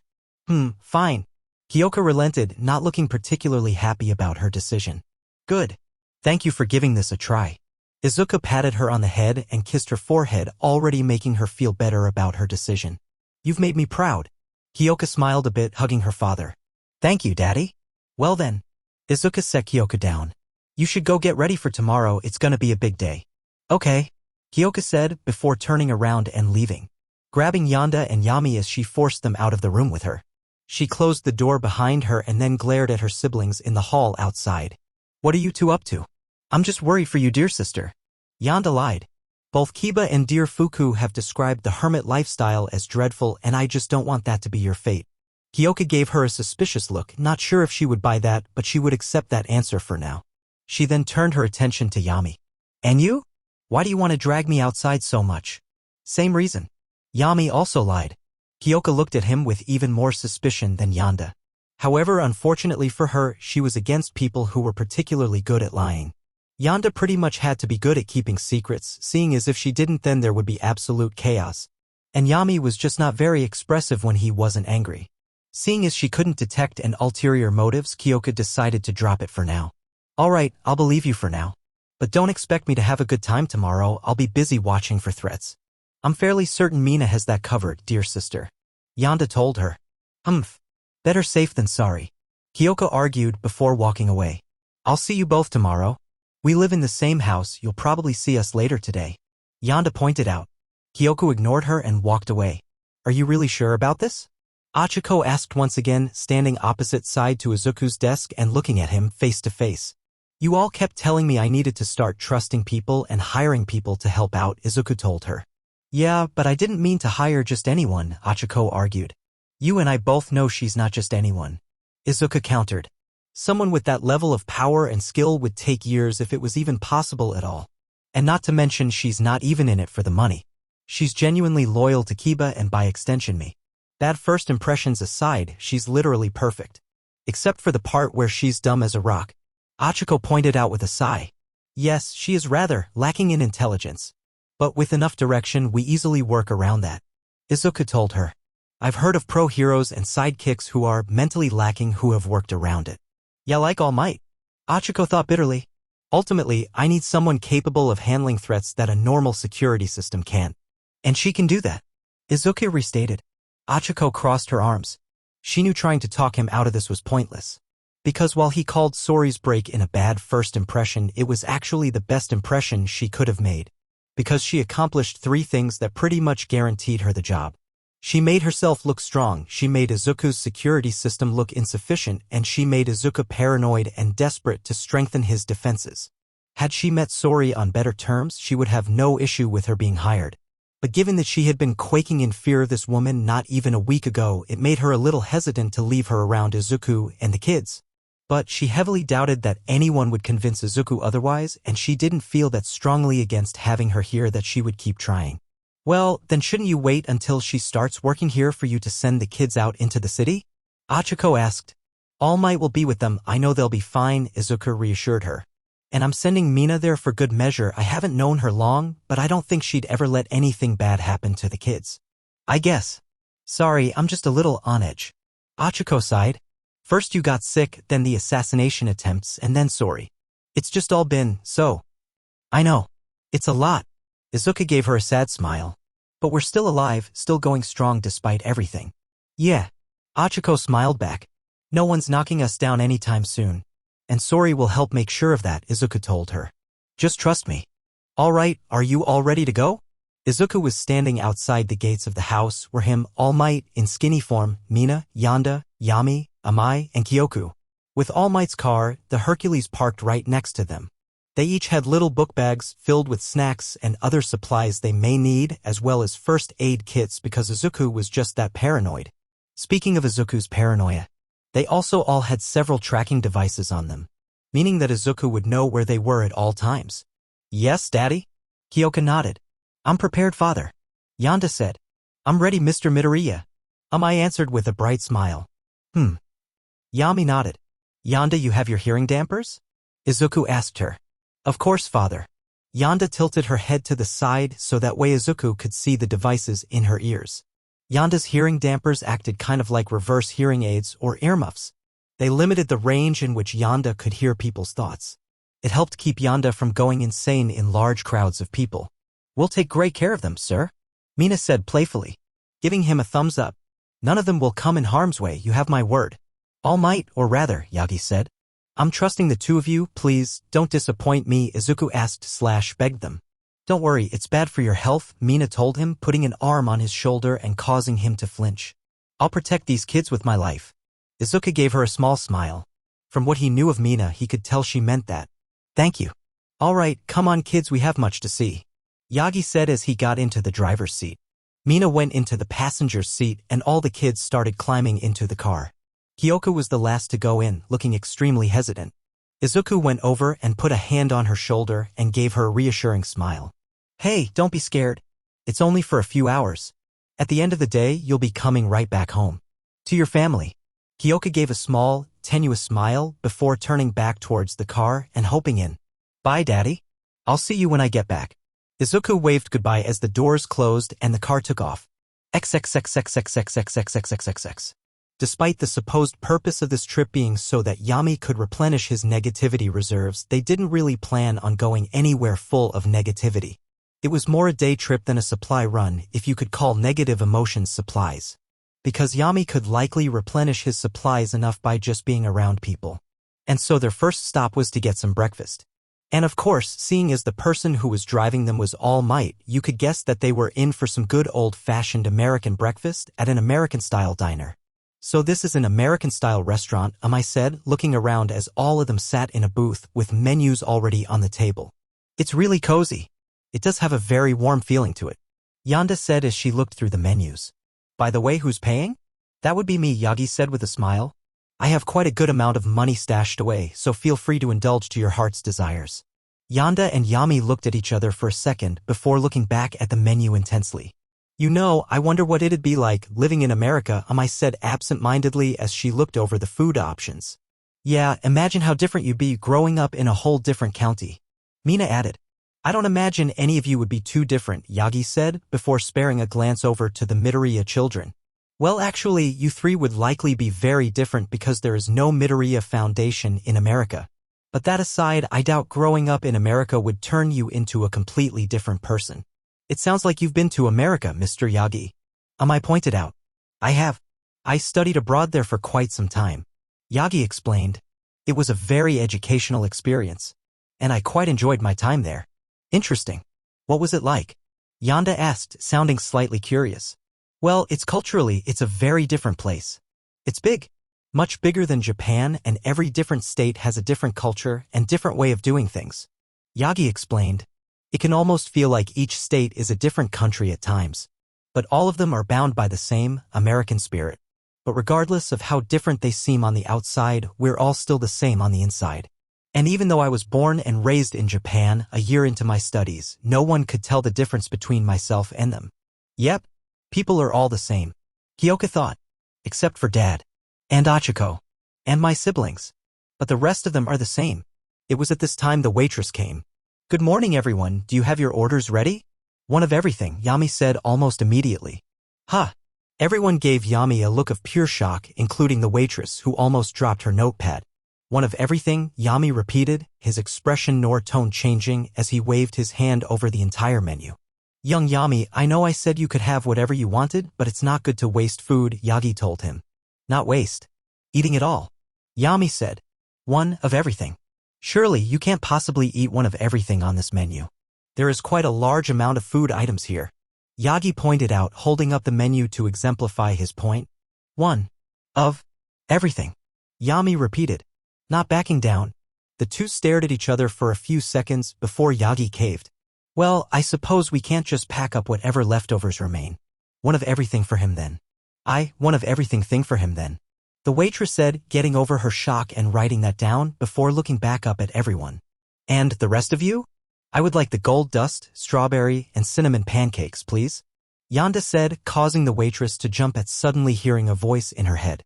My apologies, young Yanda here can only speak using her quirk. Yagi quickly explained. It's not something she can help. I see. Once again the waitress quickly got over her shock and wrote down the order. So that's one gold dust strawberry and cinnamon pancakes. Sir? You are aware that this is going to be very expensive. Like, very, very expensive, right? Trust me, I have more than enough money to pay for this. All Might chuckled. Although I will perhaps need to bring it up to their father that when I offered to pay, they decided to make their orders as expensive as possible. You're the one who said order our here's desires. It's not my fault I like nice things. Yanda defended herself, crossing her arms and giving a cute pout. Yeah, come on, Mr. Yagi, you can't say something like that and then get upset when they pull something like this, Mina added, playfully nudging him with her elbow. I'm only kidding. Yagi laughed. It just took me a bit off guard is all. You're telling me? These kids are merciless. The waitress thought, and Yanda gave her a partially offended look that the waitress didn't catch. I'd like some eggs and bacon, please. Mina asked. All right, and eggs and bacon, and how would you like the eggs? The waitress asked. Sunny side up. Mina answered. All right, and anything for the other two kids? The waitress asked. Yanda ordered gold dust strawberry pancakes. What are those? Amai asked. It's a stack of 3 pancakes covered in a strawberry cinnamon syrup and then sprinkled with bits of gold. The waitress explained. And the only people who waste money on it are people who never had to work for anything in their life. Yanda tried not to glare at the woman for that thought. What does gold taste like? Amai wondered with a look of awe on her face. Who knows? Why don't you find out? Yanda asked, wanting her to order it just to spite the waitress. Is that really okay, Mr. Yagi? Amai didn't know how much that cost, but she would guess that anything with gold on it would be very expensive. It's fine. This may be the only time you get to experience this, so take the opportunity while you can. Yagi advised her. Okay. I'd like gold dust strawberry pancakes, eggs sunny side up with bacon, hash browns, and French toast, Amai ordered. Where are you gonna put that? Thought everyone as they looked at Amai in shock. Except for Yami who was unfazed. I see, another order of gold dust strawberry pancakes, another order of sunny side up eggs and bacon, an order of hash browns, and an order of French toast. The waitress wrote all that down. All right, anything for the other little lady? Chocolate chip pancakes. Kyoka ordered. And that's all? The waitress was honestly more surprised she didn't order something crazy. Yes. Kyoka answered curtly. All right, one order of chocolate chip pancakes. The waitress jotted that down. And lastly, anything for your grandfather. Yagi held his jaw shut to keep blood from shooting out of his mouth. Grandfather. I know I'm not as young as I used to be, but do I really look that old? Yanda gave him a funny look and Yagi didn't quite understand what it meant. Well, I'll have some waffles and a coffee. Decaf. Yagi ordered. You sure about that? The waitress asked, raising an eyebrow. I could not deal with a bunch of rich brats with caffeine. Yanda rolled her eyes. Quite sure, caffeine doesn't really mix well with my current condition. Yagi laughed. Oh, that makes sense. The waitress said as she jotted his order down. Poor old man. Has to deal with health issues on top of all this bullshit. Okay, then how about drinks? Hand-squeezed lemonade. Yami and Yanda said at the same time, immediately getting the most expensive thing on the menu. Orange juice. Kyoka ordered. Water, I ordered. With lots of ice. Pepsi, Mina ordered. Really, young Ishido? A soda first thing in the morning? Not sure your parents would approve. Yagi said. Mina stuck out her tongue at him. All right, if that's all, I'll go get your order ready. It's gonna take a while though. The waitress said, looking at Yami. That's fine, we're in no rush, Yagi said. With that, the waitress very quickly left their table. I can't believe we had to get them an entirely separate booth. Yanda said to everyone else. Turns out Yami had ordered so much food that there wasn't even space for everyone else's order. So they stuck him in a separate booth and had all his food on the table in front of him as well as some on some smaller tables next to him.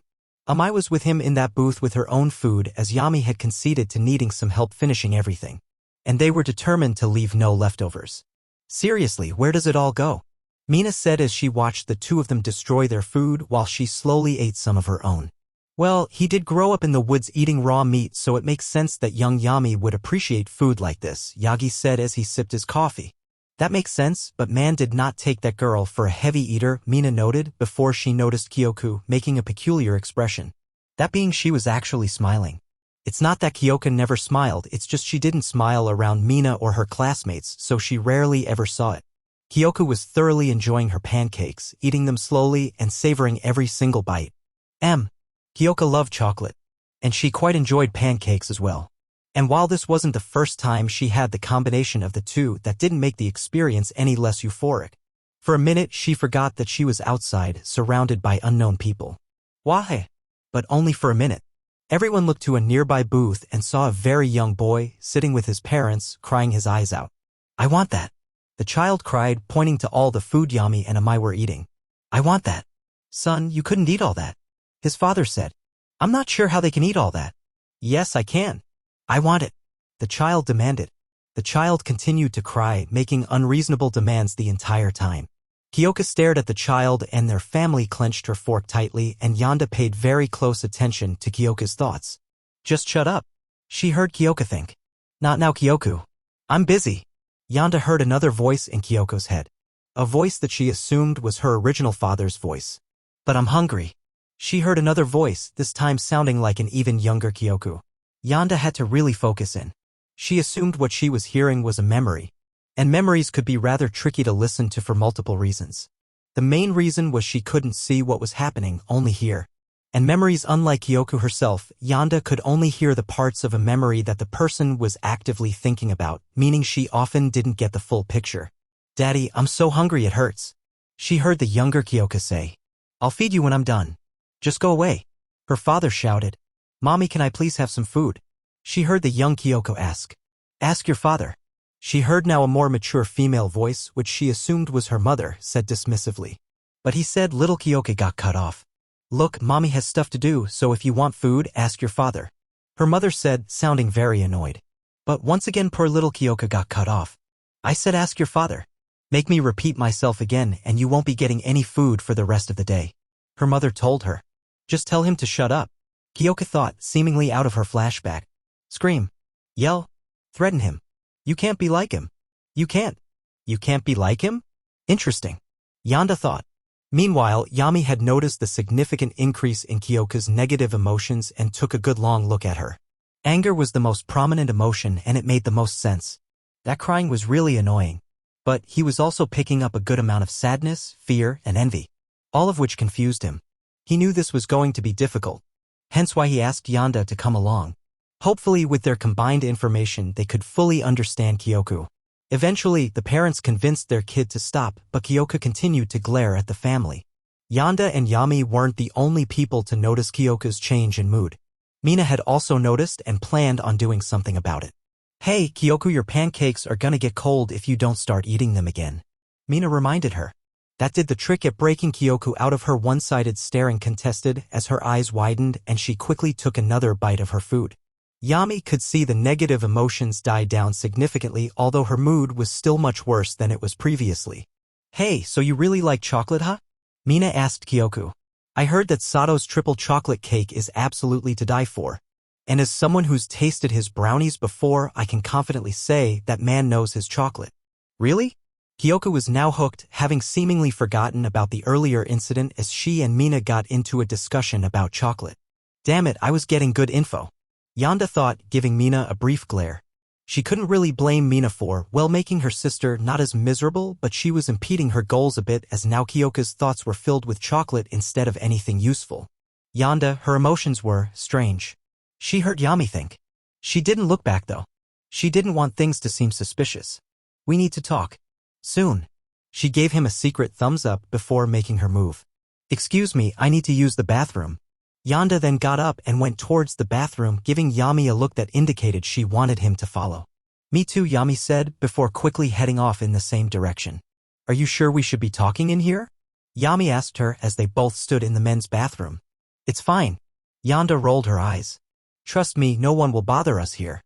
As if on cue, a man suddenly walked into the bathroom and saw them. He opened his mouth to tell Yanda she shouldn't be here, but Yanda gave him a glare and told him, "Get out or I'll tell your date about body pillow collection." The man's face turned white in fear for a second before he immediately turned around and left. Yanda smirked and turned back to Yami. "I like to keep track of useful information I find in people's minds. Like that. You know, in case it becomes useful." "That sounds kind of evil, but okay," Yami thought. Moving on, "You said her emotions were weird? What does that mean?" Yanda asked. "Right? She mostly angry when boy cried. But also there was sad. And fear. And jealous." Yami explained. "Huh, well, I can understand the anger. Be glad you can't hear that kid's thoughts. I promise you it was more annoying than his crying, but aside from that, she was also reliving some really bad memories about her parents. Which is probably also where the fear and sadness come from, but jealousy." "Are you sure?" Yanda asked him. Yami nodded. "Jealousy is easy to see. It's very green. But sick green. Like vomit. It looks gross. Still, why would she be feeling jealous?" Yanda thought about it for a moment. Unless she was jealous about the parents being nice. But she has a nice dad now. Izuku's great. Better than those two ever could be. So what is she jealous of? We need more information. Yami thought. That much is clear, although that pink idiot is gonna make things difficult. Yanda scowled. She's great at cheering people up. You don't like her much. Yami pointed out. It's not that I don't like her, it's that I don't like stupid people. Yanda admitted. They never think, so it's hard for me to understand them. Not her fault. Yami told her. I know. It's just frustrating. It's a reminder that I'm actually deaf. Yanda sighed. Anyway, we'll need to keep a close eye on her. So stay focused. Don't let food or your little girlfriend distract you. Not girlfriend, but okay. Yami responded. She will be one day. Because she's definitely developing a crush on you and you're definitely not getting anyone better. Not because you're a bad person, but because you look like a monster. Yanda was not afraid of hurting Yami's feelings here because, as someone who could read thoughts, she knew perfectly well that these kinds of comments did not affect Yami at all. He had pretty thick skin when it came to this kind of stuff. Seriously, she's pretty and she has a good personality? Do you have any idea how rare that is? Tell her you're learning how to cook and get that relationship in the bag. No. Yami told her. Any more useful information? Well, she did think something odd. They can't be like him. That's what she was thinking. Yanda told him. I don't know what it means at the moment, but with more time, I'm confident we can figure it out. Right? Nothing else? Yami asked. Nope. Yanda told him. "'Kay, With his business done, Yami proceeded to walk past her out of the bathroom, intent on finishing his meal. Yanda sighed and shook her head. This is going to be a very long day. The next destination was an arcade. It was a rather large arcade, meaning that there were plenty of different games and activities for them to do. But it seems like Mina and Amai were stuck on one game in particular. Oh yeah, get wrecked Pinky. Amai shouted as she and Mina competed at Dance Dance Revolution. Amai had put her hair up in a ponytail and had a serious expression on her face. Shifting into Gaming Amai. Gaming Amai was much less kind than normal Amai, as her competitive spirit took complete control over her mind, body, and soul. Not bad for a half pint, Mina said as she matched Amai's pace. But you'll have to do better than that. All Might, Yami, Yanda, and Kyoka looked at the intense competition in front of them. I have a feeling they're gonna be at this for a while. All Might chuckled before turning to the children. Well then, go have fun children, but remember to stay together. I need to use the bathroom. Perfect. Yanda thought, grinning with a sinister glint in her eye. Now it's just the three of us. No one to get in our way. Well, dear sister, brother. Yanda grabbed her two siblings' arms and pulled them towards some games. Let's go play. It had been about half an hour and nothing eventful happened. They just played games and had fun. That was all well and good, but she had a job to do. And so now they were at skee-ball, playing it normally until Kyoka accidentally dropped one of her balls on the floor. She was about to try and pick it up when the man who was playing next to them picked it up first and offered it to her. Here you go, little lady. The man said, giving her a kind smile as he offered the ball. Kyoka glared at the man as she slowly reached for the ball. Damn it, stop pretending to be nice. Show me who you really are. Kyoka thought. Meanwhile, Yami noticed Kyoka's emotions suddenly flare up, as anger, fear, and sadness filled her once more. Interesting. Kyoka took the ball back and the man smiled at her, receiving nothing but a glare in return. You're not kind. No one is buying it. You're not my family. Only they can be kind. That's some logic she's got there. Yanda thought to herself. Fear and sadness is back. Yami thought, sharing that information with Yanda. Still doesn't make much sense to me. Yanda thought. Even now, I still don't understand her. Why is she so determined to think everyone else is terrible? Well, if this was easy, then I guess I wouldn't have been hired. Well, I guess I should leave the theorizing for later. I'll just continue to observe for now. They continued to play around the arcade for about an hour. The trio was currently playing a basketball game and not doing too well, to say the least. Kyoka pouted. This game sucks. Doesn't suck, we're just bad at it. Yami pointed out. A lot of people love it. I think. I don't understand the appeal. Yanda said before noticing something. Huh? Leave me alone. They heard someone cry. All of them turned and saw a young boy holding a bunch of tickets, cowering in fear against one of the arcade machines as another boy loomed over him threateningly. Sure, just give me the tickets. The other boy said, his fingers turning into drills and spinning around threateningly. Unless you want to see what my quirk can do to you. Good grief. Yanda shook her head in distaste. Yami was about to step in when he noticed a change in Kyoka's feelings. He looked at her and even without the use of his quirk he could see a change in her mood. With her smirking to herself. And with his quirk he saw that this development seemed to please her for some reason. Which was pretty alarming. Horrible. People are horrible. Kyoka thought to herself. Why is she so happy about that? Yanda thought. However, they didn't have much more time to think about that because the bully's drill fingers were getting far too close to the victim boy's skin. Yami, please go and scare him with your face. Yanda asked her brother. Yami nodded and walked up to the boy. Hey, Yami said from behind the boy. Leave. Huh. Do you want dash? The boy turned around and saw Yami's face and all the confidence left him in an instant and his own face went almost as white as Yami's. Ah. Run, Yami commanded as black goop started leaking from his mouth and the boy could almost swear Yami's blood-red eyes glowed threateningly. Or else. The boy's fight or flight instincts kicked in and he booked it. He ran away so fast that he tripped and hastily pulled himself up and ran out of sight. Yami turned his head towards the bullied child who looked at him with the same amount of terror as the bully. The red-eyed boy shrugged and returned to his siblings. Done. Humph. He gets saved and he doesn't even look grateful. Kyoka pouted, trying to hide her smug look. Because they're cowards. All cowards. Yeah. Is she trying to reassure herself?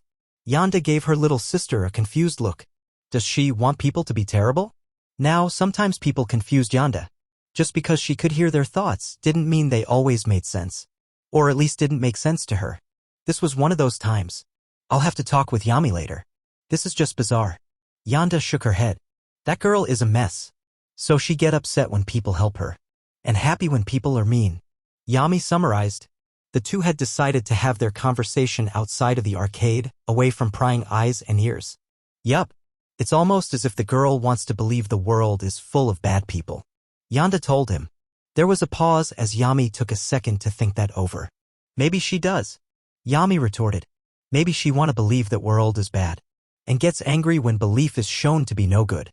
That actually almost makes sense. But why? Yanda asked.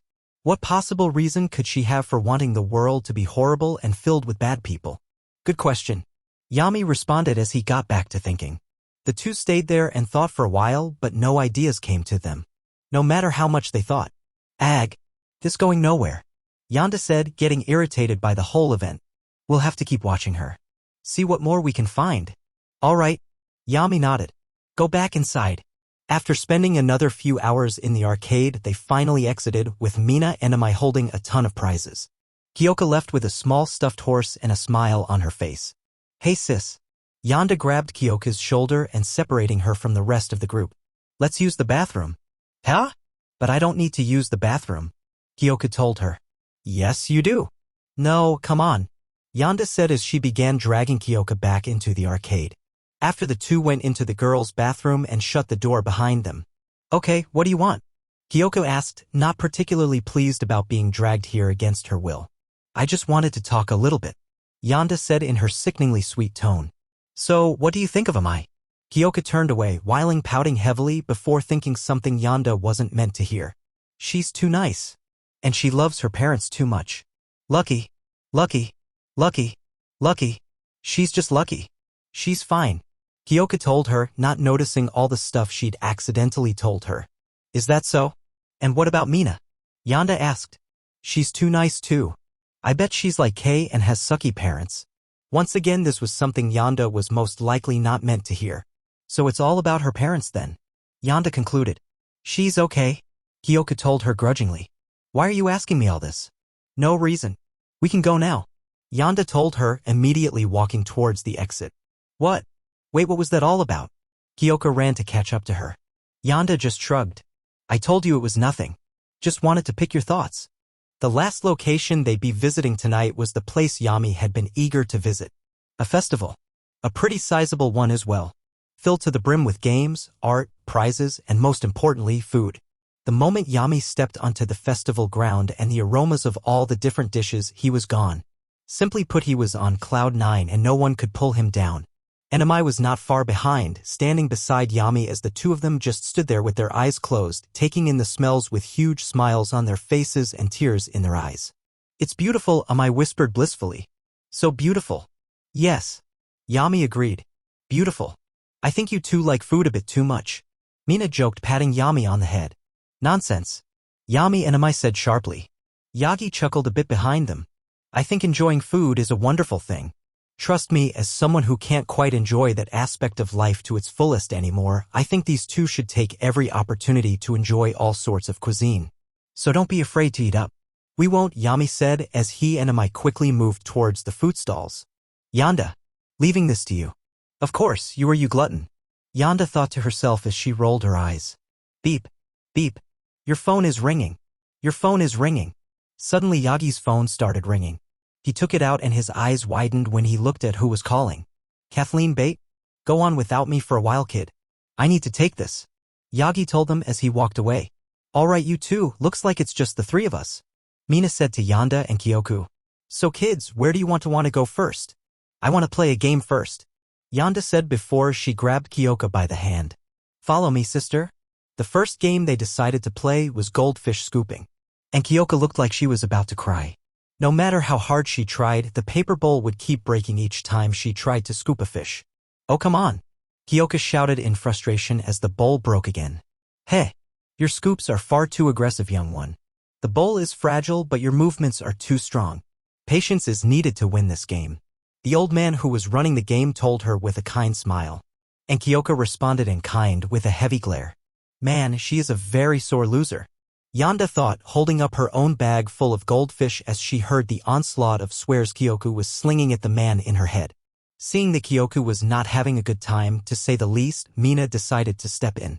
Alright, let's go somewhere else. Thanks, sir. Mina told the old man as she led the two girls away.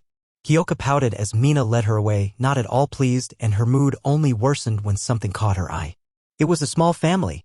A father and a mother with their daughter in between them.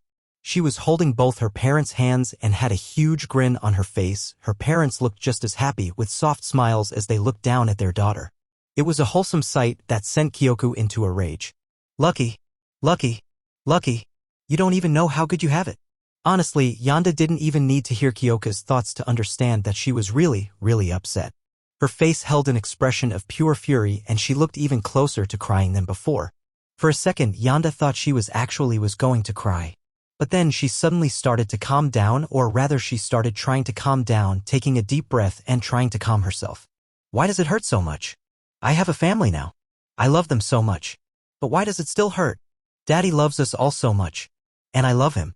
So why does it still hurt? Kyoka was still trying to calm herself down, to little avail. She was trying to hold back tears and sniffling.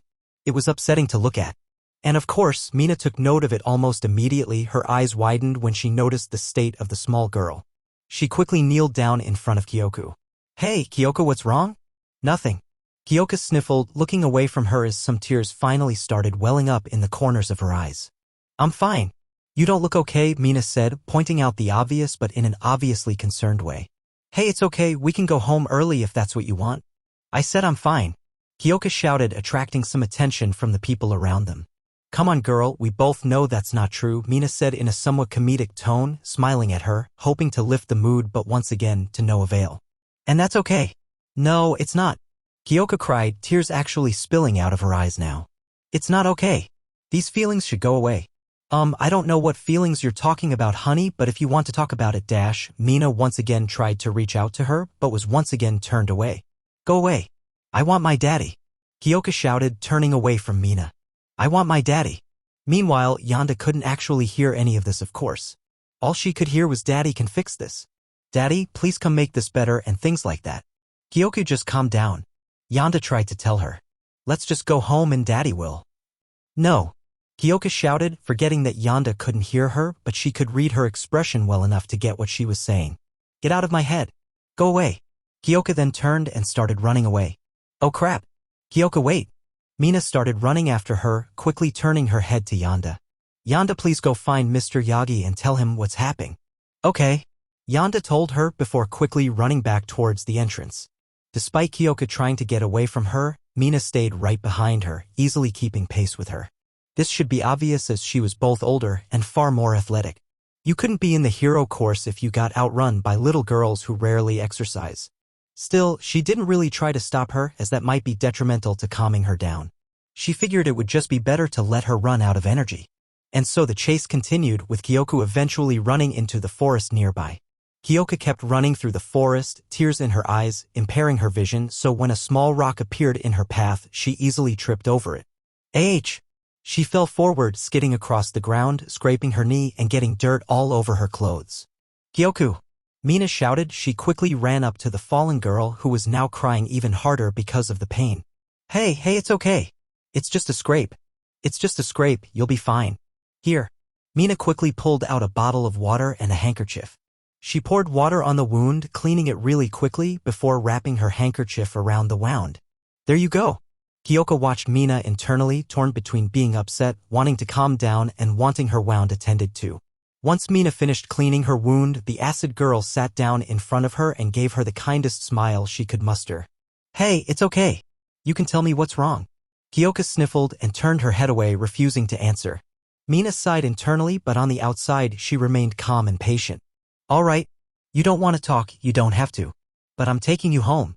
Your daddy wouldn't be very happy if he knew I kept you in a place that made you cry. Kyoka huffed in dissatisfaction but has long since run out of the energy needed to argue as well as the will to want to. You did your best, it's not your fault. We know what you think of people. Mina told her gently. We're all just hoping one day you'll know that people can be nice. And being around them isn't so bad. I know that. Kyoka suddenly exploded, Mina's words having hit something inside her that caused anger to burst from inside her. I already know that. Mina flinched, her eyes widened in shock as Kyoko's voice was so loud it resonated through the forest, carrying with it her anger and pain. I know that. I've known that for a long time, Kyoko continued to shout as loud as her little lungs would let her. You all keep saying it over and over again. I know, and I hate it. I know people can be nice. I know people do nice things. I know parents besides daddy can love their children. So why didn't they love me?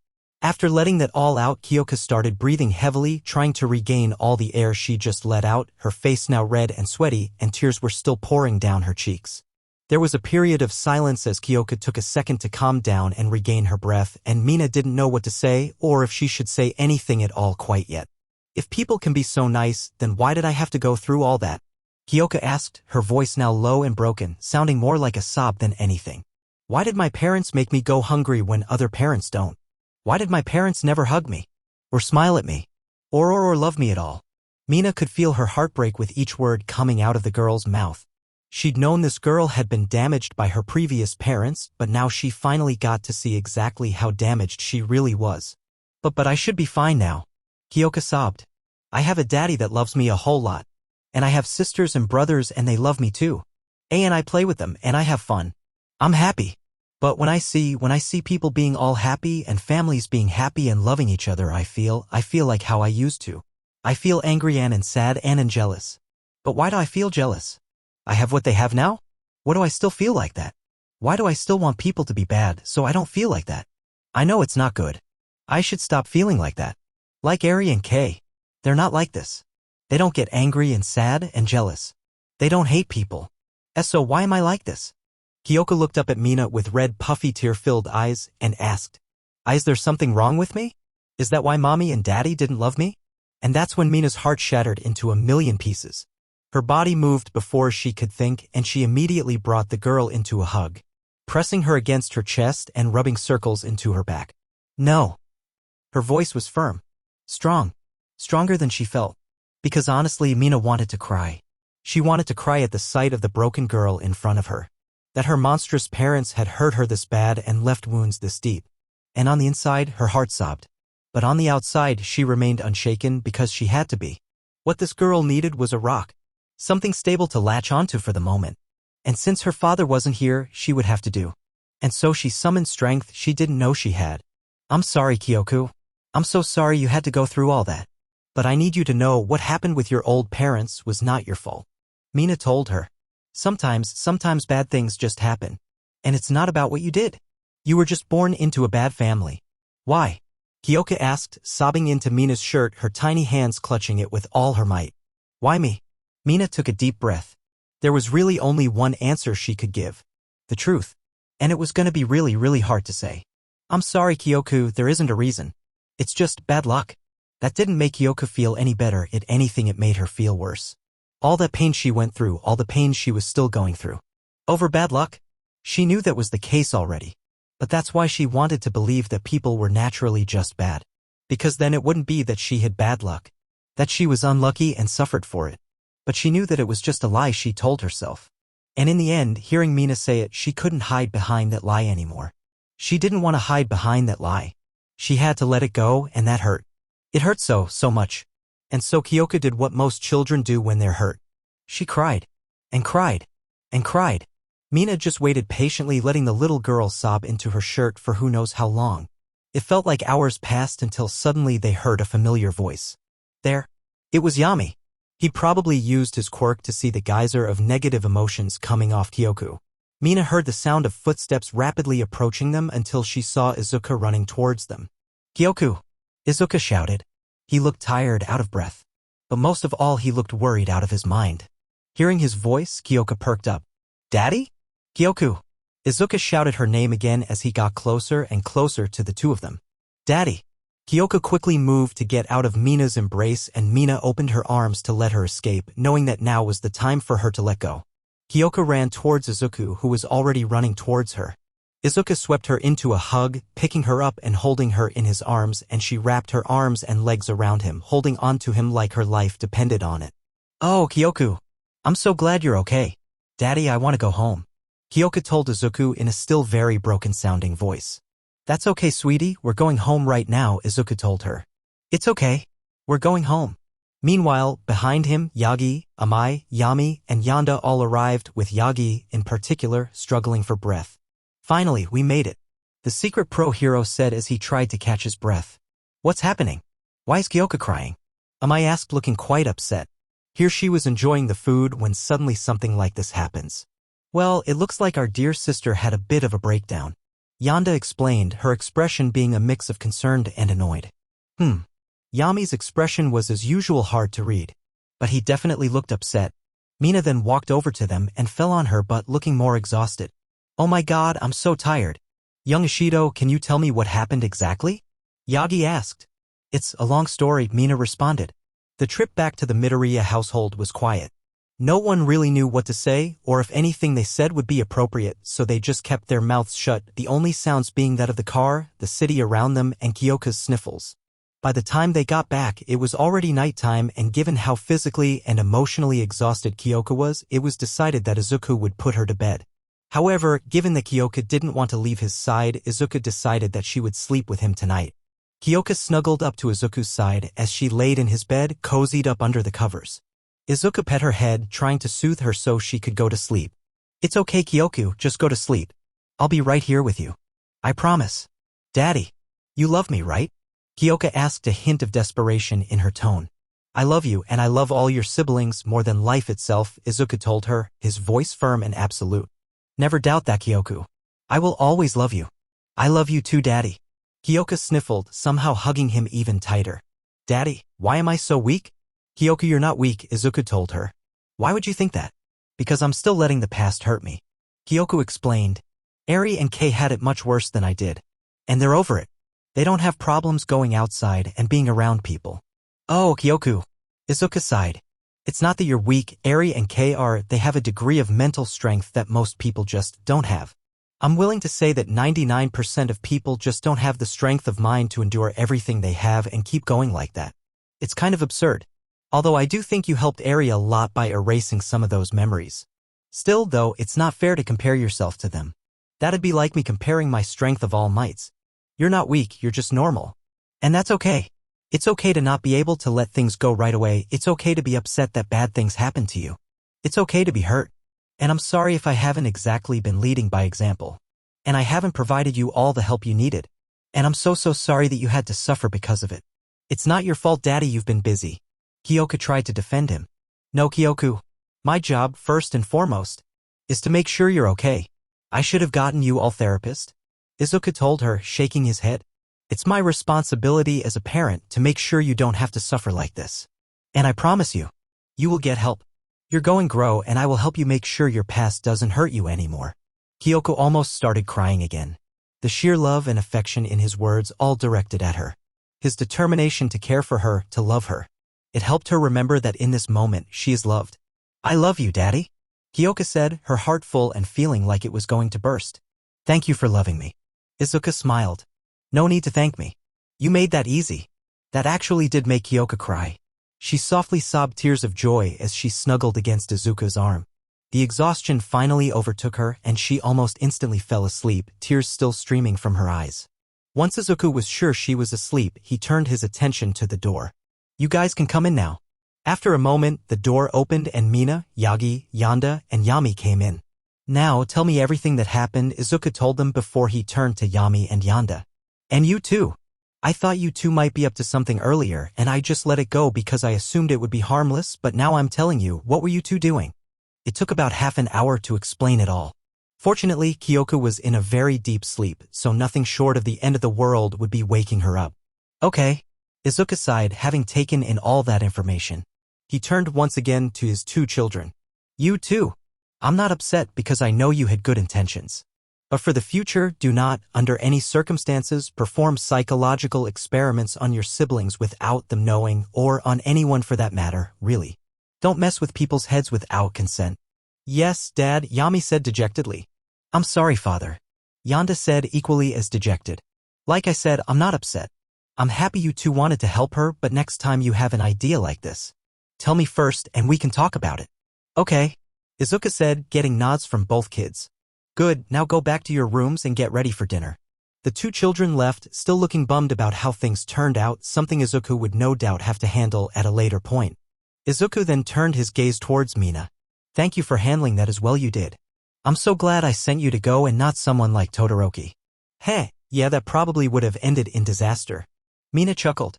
But you don't need to thank me, I'm doing my job. Both literal job and my job as a decent human being. Izuku smiled.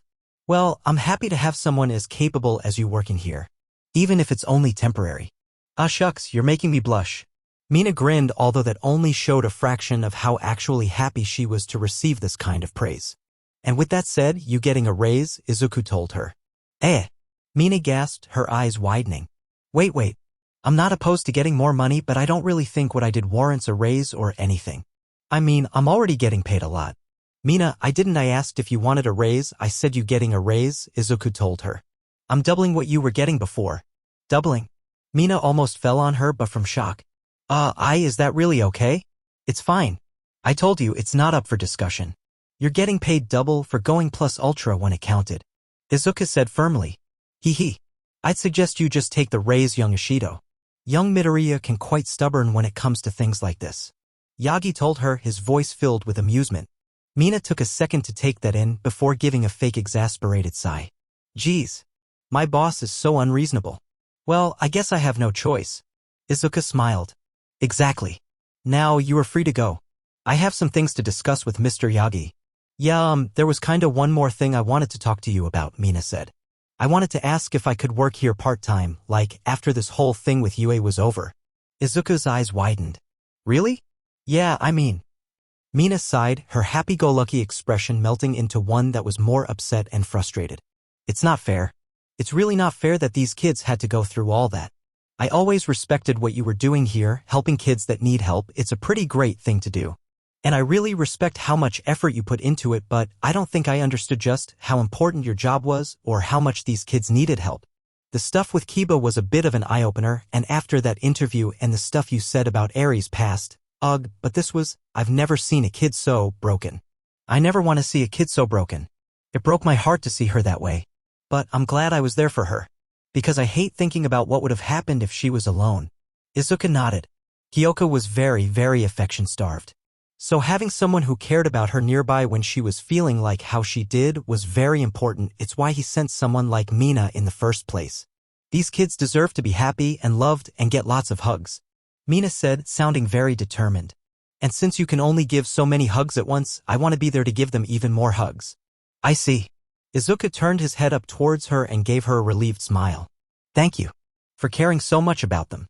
We can talk about the terms of your employment later, but you definitely have the job if you want it. All right. Thanks, sir. I promise I won't let you down. Mina swore, giving him a salute. After today, I have every bit of confidence you won't, Izuku said. Now please leave me and Mr. Yagi alone for a while. We really need to talk. Got it, sir. See you in the morning. Mina said, before exiting the room, finally leaving Izuku and All Might alone.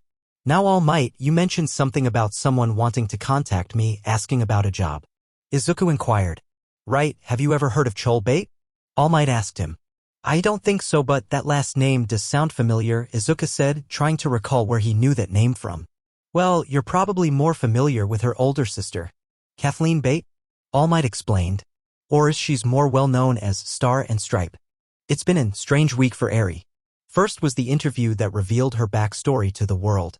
Now, Izuku had already told her that people would treat her differently after he told them this. Not badly, if anything they'd likely be nicer to her. She didn't fully understand what that meant and thus didn't know what to expect, but she was hopeful. Although she didn't really know what to think about results. Class 1A universally started looking at her with pity, even the more stoic members like Todoroki and Shinso. And they all started treating her like she was made of glass. Giving her a bit more attention and speaking more kindly to her. And Toru just straight broke down sobbing while hugging her, repeating, I'm sorry over and over again. Her family also all seemed to change the way they looked at her. Some not so much. Kei just gave her a pat on the back and said everything was going to be alright and nothing else. Fu did something similar, patting her on the head and praising her mental fortitude. And Netsa burst into her room and said she was awesome for not letting all that keep her down. Some started acting a bit more like 1A. Nara and Shiruka kept giving her those pitying looks, and the latter even gave her a nice dress with a note saying that it was a gift for surviving. Mu even showed his face to her for the first time, asking her if it was true before giving her a very, very brief hug and then disappearing. Then there were Fuku, who tried to invite her to a tea party with some sweets she made herself, but in the end, Fuku just burst into tears and kept apologizing for thinking that she and Eri went through the same thing when Eri's experience was clearly worse. And Eri ended up having to comfort her. The same thing happened with Kai, who was just overwhelmed with grief for what happened to his big sister, getting his massive tears everywhere. It was a messy situation. Even more messy was Kiba's response to the situation. Kiba was just absolutely enraged when she heard about what happened to her. And she did what she normally did when she got angry. Brutalize Fu. In this case, she decided to stream herself, destroying Fu in horrible and creative ways for almost an hour, threatening to do the same thing to anyone who tried harm, even a hair on Eri's head. She then afterward proudly showed Eri the comments on that video, and Eri honestly wasn't sure what to think. On the one hand, seeing tens of thousands of people all willing to defend her and wishing her well was very heartwarming. But on the other hand, seeing tens of thousands of people angrily threatening to commit violent murder against anyone who even looked at her funny made her a bit uneasy. Eri disliked Overhaul as much as anyone, well, not as much as these people apparently, especially after realizing how unnecessary and spiteful his method of taking blood was. But she didn't like the idea of him getting horribly murdered by enough people. And lastly, Eri was pretty sure Ken was avoiding her. She didn't know why exactly, but whenever she entered a room Ken was in, Ken left, so that was the only conclusion she could come to. Overall, she didn't really know how to feel about all this. It was nice to see how much everyone cared for her, but it was all a bit much. She didn't have much time to think about it though, because then the house got attacked. Well, not really. As it turns out, the cat lady that was attacking them and destroying all the Grimm was just here to ask for a job. But Eri didn't know this at the time, and it terrified her. Being stuck in the practice room with all of her siblings, most of whom were also nervous and afraid while Izuku was out there seemingly in potential danger, was one of the worst experiences of her life since she'd come into Izuku's care. And so when Izuku did in fact end up hiring her, Eri was a bit conflicted at first, but quickly came out feeling positive about the whole thing. Sure, she had scared them and given her an unpleasant experience, but she hadn't meant to. And in the end, the only people that got hurt were the Catwoman herself and a lot of Grimm, but they weren't really living beings anyway. Eri decided instead of focusing on that, she would focus on the fact that they now had a very strong cat lady protecting them. So that was neat. Even neater was that the shock of the incident took attention away from Eri. People still viewed Eri differently now and would likely continue to view her differently, but the house was no longer focused on pitying Eri anymore. Although Ken was still avoiding her, much to her chagrin. But she didn't have much time to deal with that before Kyoku apparently had a breakdown. So now she was going to deal with that. Because Eri was a good sister. After waking up next to her father in the morning, Kyoka quickly went back to her own room, eating her breakfast there too, as she wanted to think for a while. And after being alone with her thoughts for a while, Kyoka started asking herself questions about her life, namely, what next? She obviously could just wait and see what the therapist said. But who knows how long it would be until she got to see one, and she wanted something to change now. Kyoka didn't like being the way she was, and in order to change herself, she needed to make some kind of change to how she lived or how she viewed the world or something. Eventually, there was a knock on the door, and a familiar voice sounded. Kyoku? Can I come in?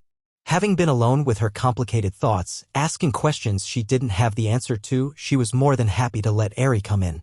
She quickly made her way over to the door and opened it up, revealing Eri and Yami on the other side. Oh, it's you. Kyoka scowled at the pale boy. Izuku told her about Yami and Yanda's machinations, and she was not pleased, to say the least. Yami gave her an apologetic bow. Sorry, I performed psycho experiments on you. I just wanted to understand you. Help you. Kyoka pouted heavily, crossing her arms and giving Yami a light glare. On one hand, the events of yesterday had been pretty horrid. But on the other, Yami did only intend to help her become a more positive person, which she did really want. After taking a second to think it over, she huffed. Fine, I'll forgive you. But you better not do anything like that ever again. Got it? Yami nodded. Eri then came in and opened her arms. Is it okay if I dash? Before she could even finish the question, Kyoka nearly launched herself at her and wrapped her own arms around the horned girl. Yes, please. Eri had been taken off guard for a second, but quickly reciprocated the hug. Kyoka took in Eri's affection. drinking it up like a person would water after nearly dying of thirst. The two stayed like this for a while, like a really long while. A bit longer than Eri was prepared for, but she didn't know how to ask to disengage from it, so she just continued on awkwardly, wondering when it was going to stop. Eventually, Kyoka figured out that she'd been hugging her for too long and did finally let go. "I love you, sis," Kyoka told her, hoping desperately to hear it back. "I love you too." Eri was a bit taken off guard by how affectionate she was being, but quickly deduced it was likely because of yesterday's events. "Are you okay?" "I don't know." Kyoka frowned. "Want to talk about it?" Yami asked. Normally Kyoka didn't really like talking about her deeply personal feelings, but maybe that was part of her problem. "Okay." Kyoka sighed as she got ready to explain. "So, you want to change something about yourself, but you don't know what?" Eri summarized after hearing Kyoku's ordeal. "I know Daddy said he would help me, but he has so much to do." Kyoka sighed. "I want to do something by myself, but I can't think of anything." "Find goal," Yami said simply. "Ha!" Kyoka gave him a confused look that begged him to elaborate. "Find goal. Work for goal," Yami told her. "Working for goal? Makes you feel good. Like doing something with life." "I think I understand," Eri said. "When I do something that makes it feel like I'm improving, I feel good. Like when I do something I think is scary to get better at doing things like that. Or when I learn about medicine and bodies so I can become a doctor. It makes me feel like I exist for a reason." "Me too," Yami nodded. "Like existing for a reason. A goal," Kyoka repeated to herself. She of course wanted to take this advice. After all, it was an idea which was more than what she had. But then that posed the question, what would her goal be? Would it be some kind of self-improvement? Should it be job-focused? Should it be something simpler? Eri and Yami could see the struggle on Kyoku's face and could practically hear the gears turning in her head as she tried to figure out the answer to her question. "Why not learn to help Dad?" Yami asked. Kyoku's eyes widened. "Ha! That has lots of work. Hard to do. Takes lots of time. You said you want help him." Yami explained. "Why not learn how to do paperwork and stuff? So Dad has less work." That's a great idea," Kyoka shouted excitedly, her eyes lighting up. The more she thought about it, the more the idea of becoming Izuku's assistant excited her. She'd not only get to help Izuku out and give him more to relax, but she'd get to spend way more time with him as well. It was perfect. Despite only having a goal for less than a minute, the future already felt brighter and Kyoka felt energized. Immediately she gave Eri another hug. "Thanks, sis." Kyoka jumped off the bed and was about to go to Izuku, but she stopped as she reached for the doorknob when she realized she forgot something. She turned to Yami and gave him a thumbs up before running out of the room. Yami smiled a bit. It wasn't the same thank you Eri had gotten, but it was enough to let him know that he helped. And that was all he really needed. In fact, he didn't even really need that. Yami's reward was watching the negativity in a person disperse and positivity overtakes it. Because being kind was its own reward. Izuku was trying his hardest to keep it together. Because right now he had to try and be as professional as possible while having a video conference with Star and Stripe and her younger sister Chol. At this point, after being around All Might as much as he was, you'd think he wouldn't be as overexcited to meet Star and Stripe, especially over a video call. But for some reason, the unexpectedness of it all and the fact that Star was an international hero made him giddy inside. But he had to be serious, as he assumed this was important. Cholbate was not nearly as flashy as her sister, nor as all-might-looking was the only way Izuku could describe it. She looked like any ordinary businesswoman, her blonde hair tied up in a ponytail and her suit neat and tidy. If you took one look at her you wouldn't think she was the younger sister of the strongest woman in the world. "So you must be Izuku Midoriya," Star said, taking a good look at him through the camera. "You really are just a 15-year-old boy." "Cassie," Chol scolded her sister. "He's not just a 15-year-old boy. He's a 15-year-old boy who is the head of a foundation that helps children in need. A foundation we are currently asking for help. Show a little respect. Right? Right? Sorry. Heh. Star laughed. "My apologies, Midoriya. I'm not the most formal person in the world, so forgive me if I seem a bit rude. Just know that I mean no disrespect. I greatly admire your work and the effort you put into helping those children." It's no issue," Izuku stuttered, trying not to get riled up at being complimented by America's #1 hero. "I'm not someone who cares about things like that." "Then we should get along swimmingly," Star bellowed. "Now onto the reason we're here. How much did All Might tell you exactly?" "He told me that Star and Stripe asking my assistance involving her sister potentially working here," Izuku said. He said I should get more details from the two of you and gave me the information needed to set up this call. I see. That's probably for the best, Chol said. This way we won't have any misconceptions to deal with. Right? Now, as you can tell, I am rather confused about why you would want to stop working as head of STAR's agency to go to Japan and work for me specifically. Izuka told them. Of course. Anyone would be confused after hearing that, but I promise you it will all make sense when I explain the situation. Chol assured him. Her voice was very professional, unlike her sister's. In fact, she just to be the opposite of STAR in many regards. All right, please do, Izuku told them. Chol took a deep breath, getting all the facts straight in her head before laying them out for Izuku. So this all started a few months ago, when he finally discovered my daughter Alice's quirk. Destiny dictation. Izuku wanted to shake the hand of whoever named the quirk. It was a powerful name for what Izuku could only assume was a powerful quirk. It's a rather complicated quirk, which is why it took us so long to figure out it existed and how it works, but I will try to explain it in the most comprehensive way possible, Chol said. The easiest way to explain would be to give an example. Let's say Alice writes down that at 2 o'clock you will brush your teeth. Then at 2 o'clock you will be very strongly compelled, not quite forced but very nearly so, to brush your teeth. It doesn't matter if you already did so unless you have a strong desire not to do so, you will brush your teeth at exactly 2 o'clock. So, it's a quirk that allows her to force others to do things that she's written that they'll do, Izuka said, trying to wrap his head around it. So she really is a sense dictating destiny. That's a very powerful quirk. Yes, but there are limitations, Chol told him. Firstly, she has to put in a time. Secondly, she can only influence a person's actions for about an hour a day. Essentially speaking, once she puts in a time, every event she writes has to take place within the hour after time she's set, otherwise it won't have any effect. Unless, of course, she does something within that hour that will affect you after the hour is up. Let's say that you start cooking something, but it takes over an hour. She can't make you keep cooking it after the hour is up, but you're likely going to continue doing that anyway. Third, she has to know the full name of the person she's trying to influence, and the person she's trying to influence has to accept that that is their name. Let's say someone's legal name is Barbara, but the person doesn't identify themselves by that name and goes by Sarah. If Alice writes down Baraba, it won't have any effect. Fourth, as I said, her quirk strongly influences people to do what she's written. But it can't necessarily force them. It's not quite mind control. She can't force you to do anything you're too strongly against. For most people, she can't force them to take their own lives or set themselves on fire. The person will still feel influenced to do that, but they likely will just shake it off. Also, if you know you're being influenced by Alice's quirk, you can very easily refute it. Fifth is that she can't force you to do anything physically impossible, although she can make you try. And sixth is contradiction. Essentially, if what happens strays away from what she's written, her quirk is nullified. Let's say that she wrote that someone will go into a store, buy bread, leave, and then go buy shoes. If the store that person goes into has no bread, then they won't be able to do what Alice wrote, and the rest of what she wrote will be nullified, meaning they won't have to go and buy shoes. I see. Izuka took that all in, formulating theories and questions in his mind. How specific or vague can these scenarios be? As much as she wants. Although the vaguer she is, the harder it is for her to know exactly what's going to happen. And the more specific she is, the more easily an outside influence can interfere and nullify her quirk's effect. Chol explained. It was a quirk that had a lot of limitations. Strict ones too. Ones that could make the quirk useless if it were used improperly or if she just got unlucky.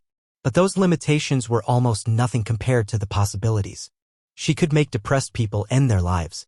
She could make villains rob a specific bank and allow the heroes to know exactly where they were going to be and when.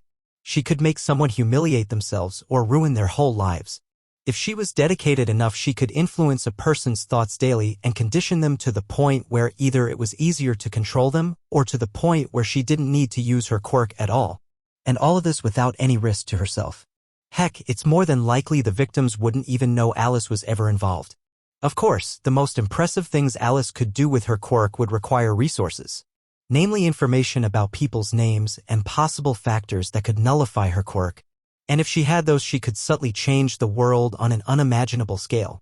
As you can see, my daughter has a powerful quirk to say the least. Chol sighed. She'd definitely be considered, what were they called again? OPCs? Yes. OPCs, my apologies, we don't have a system for overly powerful children in America, so I'm unfamiliar with the terms. Although we likely should have something in place like what you have with your foundation. I'm working on it, Star said. Ever since I heard about your foundation, I've been pushing to get something similar over here in the States. It's been a bit difficult, but I think I'm making progress. Right? But back to the topic at hand.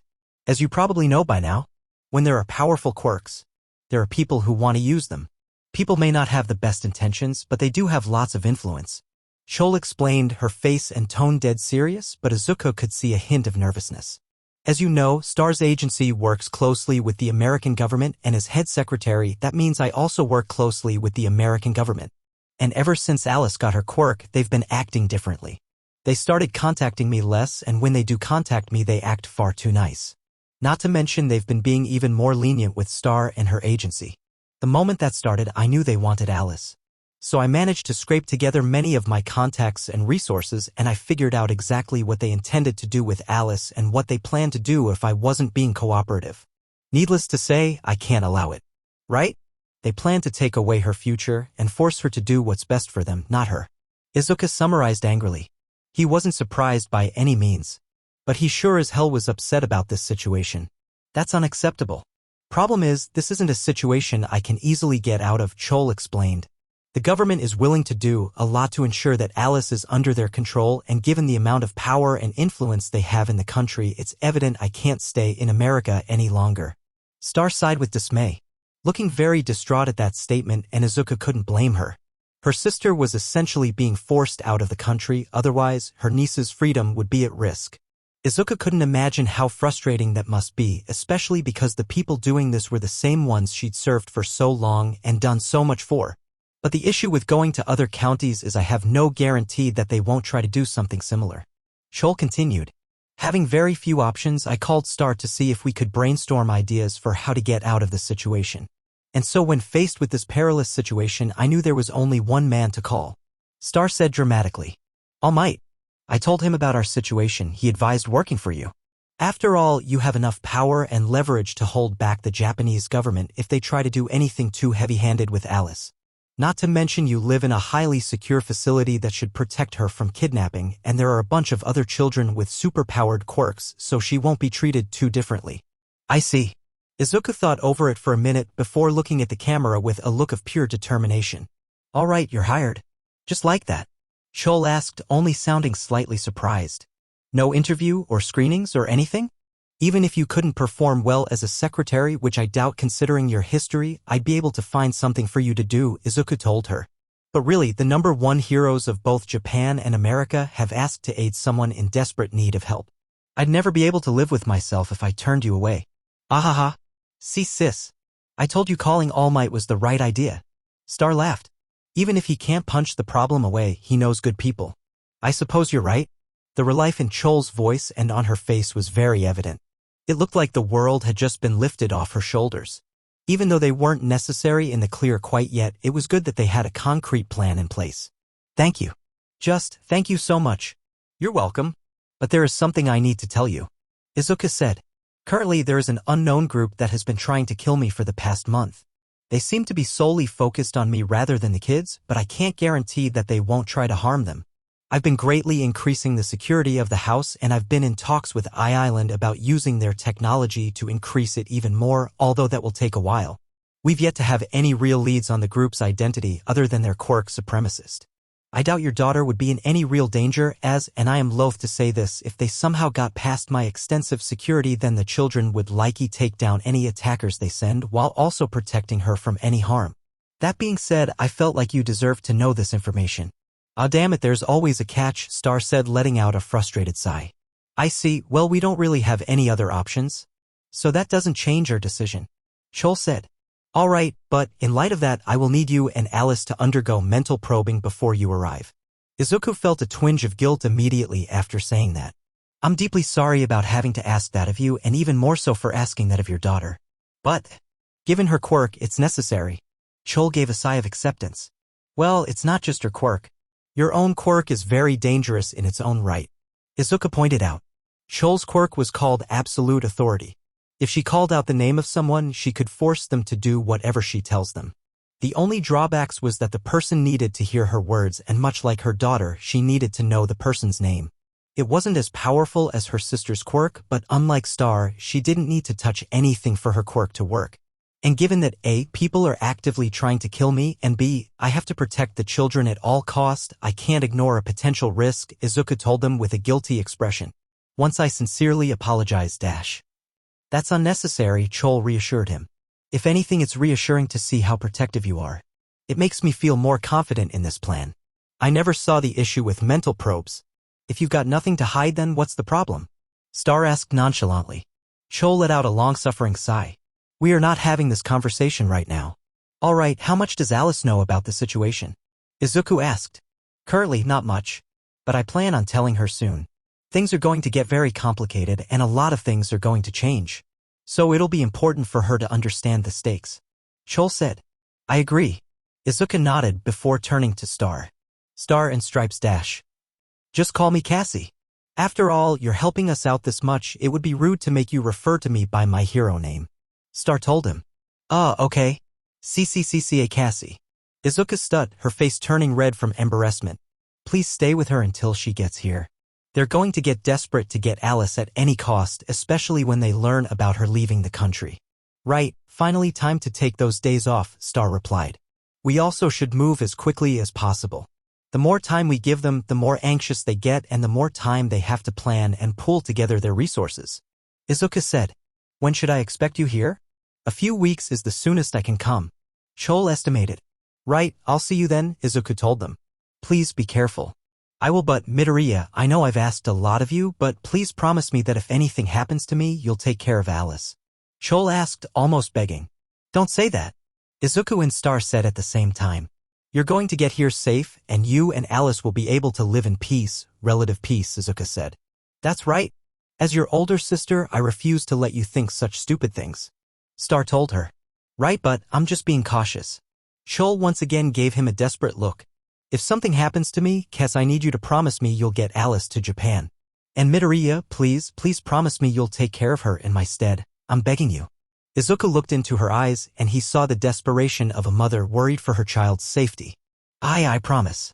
I will take care of her. You have my word. Izuku told her. Thank you. Chol let out another sigh of relief.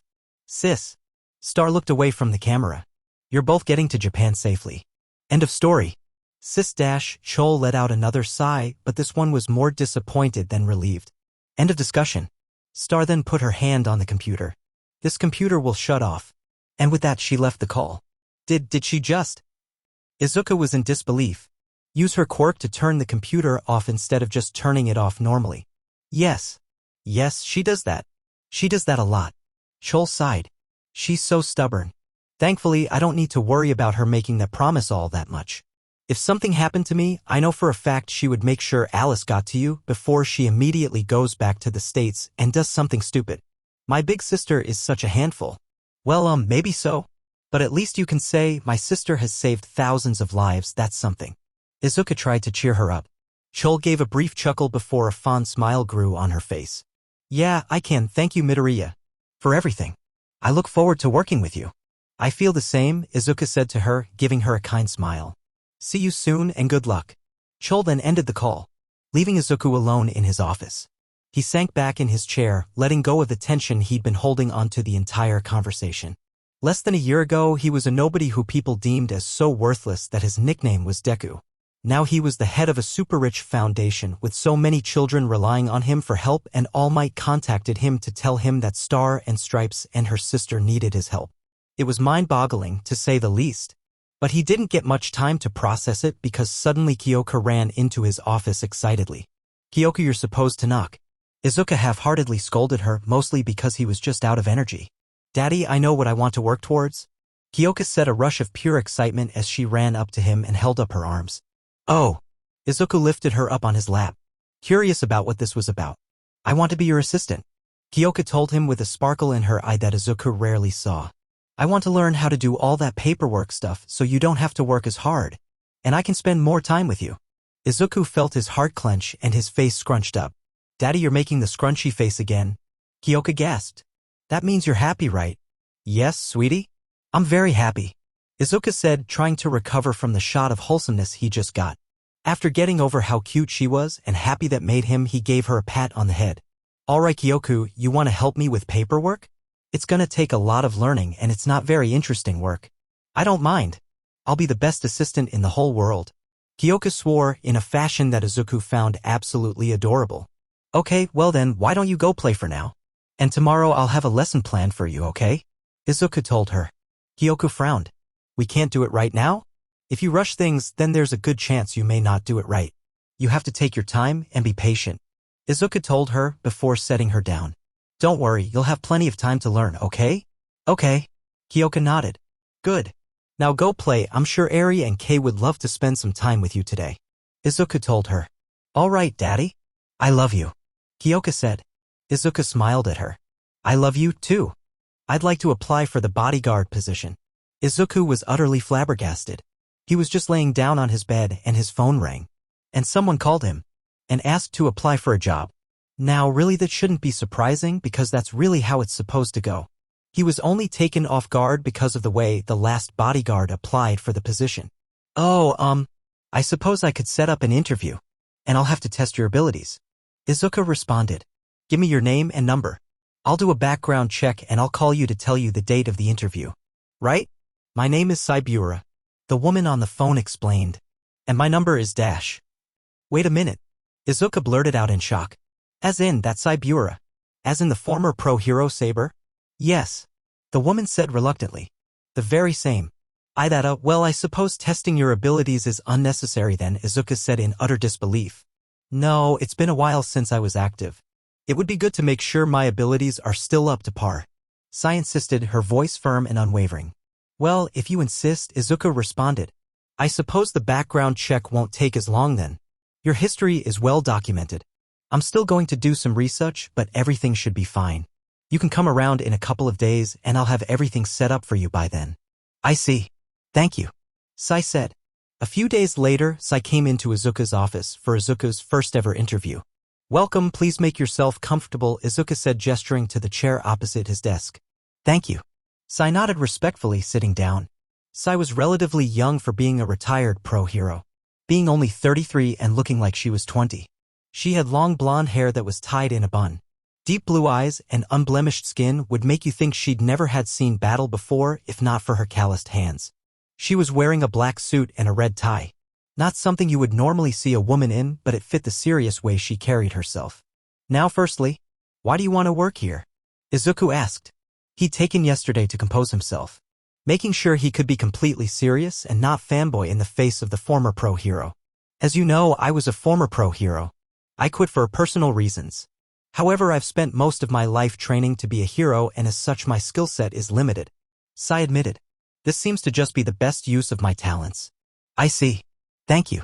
I consider that high praise. Izuku said, forcing down a bit of giddiness. Alright, next, how do you feel about OPCs? I don't have feelings one way or the other. Human beings are human beings, and should be treated as such. Sai stated simply. Perfect answer. Izuku thought, smiling a bit. Alright, well, given how much I know about you, this interview doesn't really need to go on much longer. I suppose we should move on to the test portion of the interview. I see. Well then let's not waste time. Sai said, standing up. Please lead me to my test. The test was taking place in the training room and as they entered the room, they found Kiba, Netsu, and Yami waiting for them. So this is the former pro-hero? Kiba looked over her with her arms crossed, looking skeptical. I'll admit she does look quite good in that suit, but I'm eager to see if she can meet our expectations. I can't wait to see her fight. This is gonna be so cool. Netsu was far more openly excited about all this as opposed to his other two siblings. Yami didn't seem to care much. I hope that my performance will be satisfactory, Sai said, giving them a small but genuine smile and giving them a polite bow. I will do my best. I'd hope so. Otherwise, why would we consider hiring you? Kiba asked. I expect you to give 110%. Understood, Sai said. Well, she's pretty good with kids. So that's a relief. Izuku thought. Okay, well then. Yami. If you would.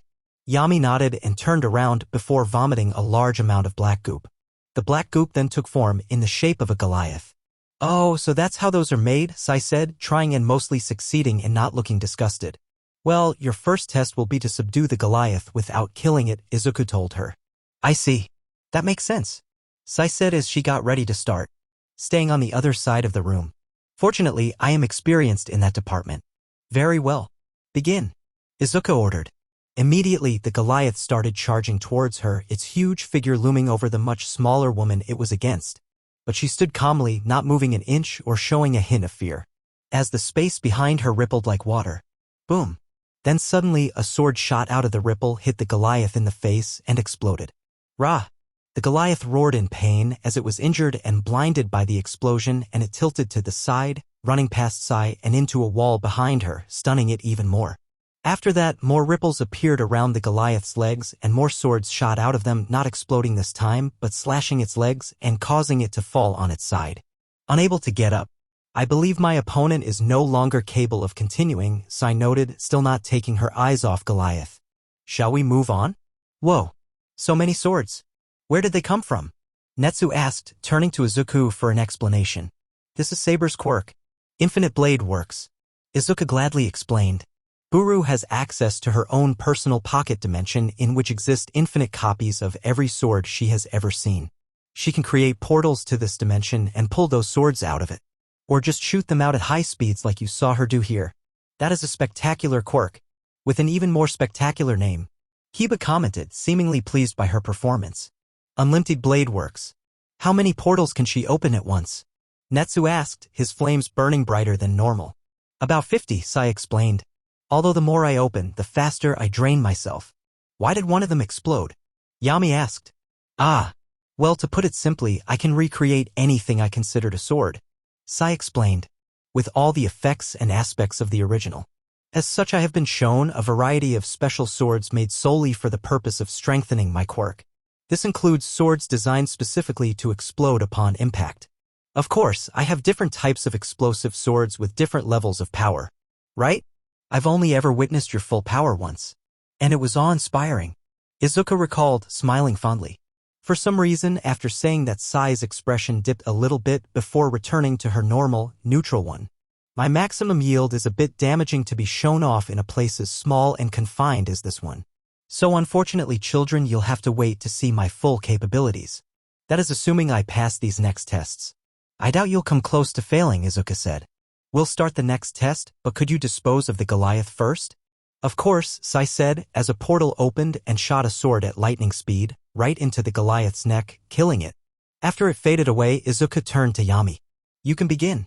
Yami nodded and started vomiting out more goop. This time a lot more. The goop then turned into a small army of bearing elves that surrounded Sai entirely. All right, the same rules apply as the last test, Izuku instructed. One question, Sai said before the test began. Are these things susceptible to poisons and toxins? The Grim are meant to replicate living organisms, albeit but stronger than your typical person or animal. So yes, but they'd have to be pretty powerful. Izuku explained. I see, Sai responded. That was all. I am ready to begin.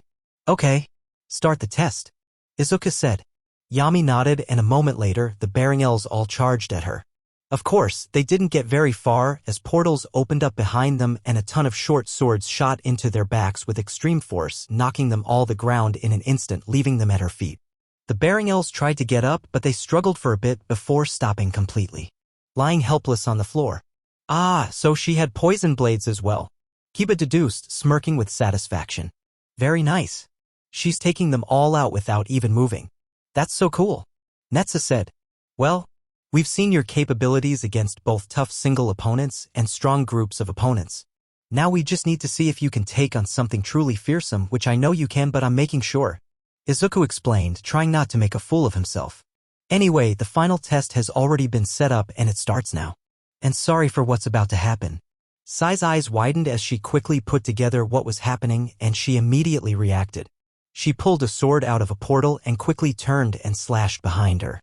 She slashed something and saw something she assumed it was a Grim, ooze darkness from the wound for a second before it closed up. Sai then heard the creature jump back and created more portals behind it and shot swords out at where she assumed it was. However, the swords flew right past where she thought it was as the Grim had ducked down, with the swords flying overhead, right at Sai. Sai makes a portal in front of her and shoots a sword out of it, deflecting the sword that was coming at her. And yet, a second later, something hit her, pushing her back and holding her against the wall. Ack! Sai cried out as she felt a hand holding her throat and choking her. She shot another sword from below, cutting off the invisible extended arm and freeing her. It seems this one will be a lot more trouble, Sai thought. Taking things up a notch, Sai opened a ton of portals on both sides of the room and started shooting out swords pretty much everywhere. Suddenly, the hound became visible, ripped off its own head and threw it at Sai. The swords hit the hound's body, sinking into his flesh, but the head managed to slip through one of the openings between the swords.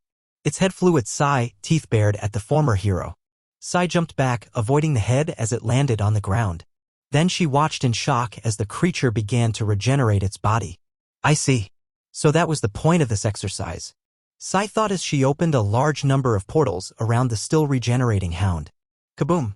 The swords all hit the hound, creating a huge explosion, engulfing the hound completely. Izuku and the children shielded their faces and eyes from the light and the wind that came from the blast. When the explosion died down and the smoke cleared, all that could be seen was black smoke, if now dead hound, dissipating into the air. Izuku gave a melancholy smile. You killed it. You never said that the rules of the previous test applied to this one. And what's more, this opponent was one that both constantly adapted and regenerated. Sai explained calmly. It was never an opponent that one could realistically capture or non-lethally incapacitate. Or at the least most opponents would lack the means to do so. Therefore, the purpose of this test was to see if I was willing to know when taking a life is necessary to protect the children. Izuku nodded and his smile vanished. I despise the thought of killing. And if it was up to me, I would never ever take a life. But as a father and caretaker, my children must always come first. While I would never go to it as a first resort, I have to acknowledge that there are some opponents that are simply unable to be contained or captured. Therefore, I need the people charged with protecting this place to be able to do the same. Sai closed her eyes and considered her next words. I have taken the lives of villains before. It is a very heavy decision to make, and should not be made for a shallow cause. However, protecting children, that is a cause worthy of taking a life. I see. Then there is no need to test you any further, Izuku said. You're hired. Sai smiled and pulled out a sword. A golden blade with a bright blue hilt. Then I swear to you, upon my blade, I will protect you and these children. No matter the cost. Yes, you will do quite nicely. Kiba smiled. I am happy to welcome you as part of our army. Handle our forces with care and protect your queen and her siblings with pride. Sai gave a brief chuckle. Of course, my lady. Can I keep one of the swords? Netsu asked. Unfortunately, the swords will not remain here for much longer, Sai explained. A few moments after she said that, the swords she had summoned disappeared in a bright blue light. Whoa! What happened to them? Netsu asked, running over to where the swords once were. The swords I make are not of this world. They belong to the world inside my imagination. A world of infinite swords. When I force them through the portal here, I'm forcing something that should not exist into existence. Sai explained. As such, they can only be here for a certain amount of time before they fade back into their own reality. The same goes for anything that I would drag into that world, aside from swords, that is. Interesting. Well, you can tell me about the details of your quirk in our wrap-up discussion, Izuku said. We'll talk about pay, accommodations, healthcare, terms. All that. Very well, let's take this back to your office, sir, Sai said as she and Izuku departed. A couple hours later, the two had worked everything out and contracts had been signed, cementing Sai as the bodyguard for the Midoriya Foundation. All right. So, do you have any last questions or concerns? Izuku asked her before the meeting ended. Sai paused for a moment before speaking. You haven't asked about why I quit. I didn't feel a need. Izuku dismissed her concern, but that didn't seem to sit right with her. The HPSC has gone to lengths to make sure I would have difficulties finding work elsewhere. Sai continued. To be honest, I applied here not just because it seemed like a noble cause, but also because I was hoping you'd be kind enough to overlook that. It's not hard to tell that a lot of the discouraging things the HPSC has said about you are exaggerated, Izuku explained. I'm sure you had your reasons for quitting, and I won't ask you if it makes you uncomfortable. Although, admittedly, I have put together my own theory with the information I have available to me. My apologies if that seems a bit invasive. Sai sighed. No.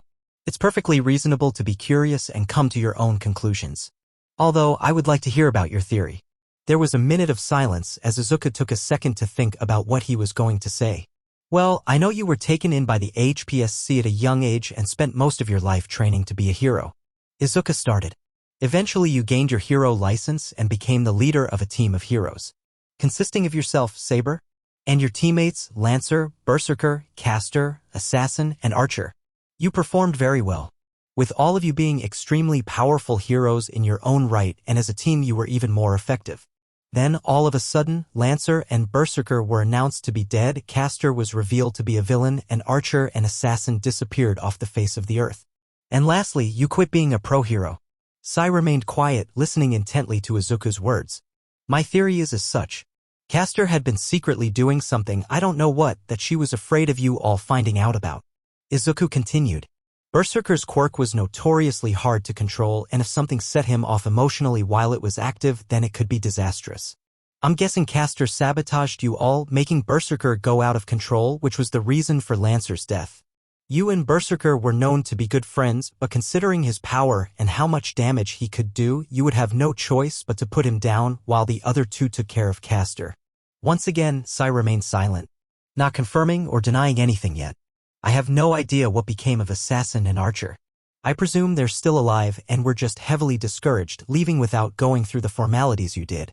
Izuku said.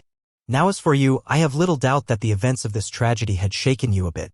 But even then, looking at your behavior then, and even now, I doubt that'd have been enough to get you to quit outright. Something was said or revealed or done by someone that either heavily damaged or destroyed your faith in heroes outright. That's the only thing I could think of as to why someone who spent their entire life in the pursuit of one goal would suddenly quit. Once Izuku finished giving out his theory, there was a long, tense silence, with Sai looking down the entire time. Eventually, she pulled up her head, a serious look in her eye. It almost alarming how much of that you managed to put together. I suppose, in that case, I'll fill in the blanks. As it turns out, Caster was working with someone known as All for One. Izuku's eyes widened. All for One. Sai's eyes widened as well, seemingly shocked that Izuku knew about the mysterious villain. However, her expression returned to her serious one, and she continued the story. Yes. For whatever reason, Caster was working for that villain, and when we discovered this and tried to apprehend her, Berserker suddenly attacked us and killed Lancer with a surprise attack. He didn't seem to be himself. I don't know what Caster did or how she did it, but somehow she was controlling Berserker, forcing him to fight us. He was too strong. Even stronger than normal. And I killed him. Now it was Izuku who stayed silent, giving nothing more than a sympathetic look, not wanting to show any disrespect towards this woman's loss. As you said, Archer and Assassin took down Caster, although she was significantly stronger than normal and she was using her quick in ways we've never seen before. Sai continued. And then after everything was finished, I gave my briefing to the H.P.S.C. and they didn't treat Berserker's death with the respect it deserved. Ah, so that's what did it. Izuku thought.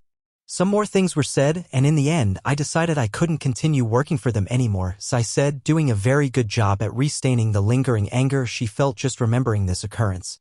And I quit. I see. Izuku gave her a saddened look.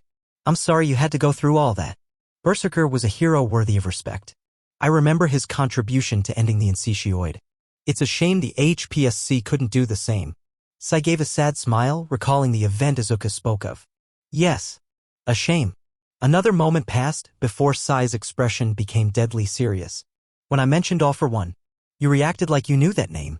Izuku's eyes went wide again as he realized he'd given himself away. Ah. Yeah. I suppose I did. And I'm guessing the HPSC didn't tell you a lot about him. They denied he existed, Sai explained sternly. No matter how much I asked and insisted to know the truth, that denied me at every step. It was part of the reason I quit. Izuku bit the side of his cheek, hesitating a bit. And I'm guessing you want me to tell you about him. Given all I've been through because of him, I think I deserve to know, Sai said. Izuku sighed. Well, I can't disagree. But I need you to keep what I tell you to yourself at all cost. It's heavily classified information, and the only reason I know all this is because of a powerful friend of mine who's not too great at keeping secrets. It's pretty much a state secret. Well, no, it makes a bit more sense as to why they were so adamant on keeping me in the dark, Sai said with notable disdain. I swear I will keep my lips sealed. Very well. Izuku got ready to start explaining. To put it simply, All for One is the oldest and most dangerous villains to ever have existed. Dating back to when quirks first began to emerge. His quirk, All for One, allows him to steal the quirks of others and use them for himself. Or even transfer them to other people. Sai's eyes widened. Wait. Then that means dash. Caster must have been given quirks by All for One, Izuku told her. My guess is that she gained these quirks in exchange for favors. He could practically hear Sai's fist clenching as rage bubbled up to the surface. Currently, we think he's dead, Izuku said. All Might battled the villain and smashed his face in, but the body was never found.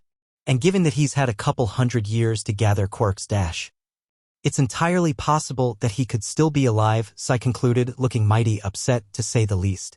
Right? Izuku nodded. But no one's heard anything from him since his supposed death. So either he is truly dead or he's biding his time. Izuku knew that wouldn't be a satisfying answer. Heck, it was probably the least satisfying answer. But it was the truth and she deserved the truth. So he's the one responsible for all this. He certainly sounds like a monster. Sai said, once again trying to contain her anger, but only barely doing so. Is it truly fine to leave his fate uncertain?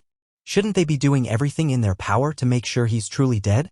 And if not, make sure he actually dies? Probably, but up until now All Might was certain he killed him, Izuku responded.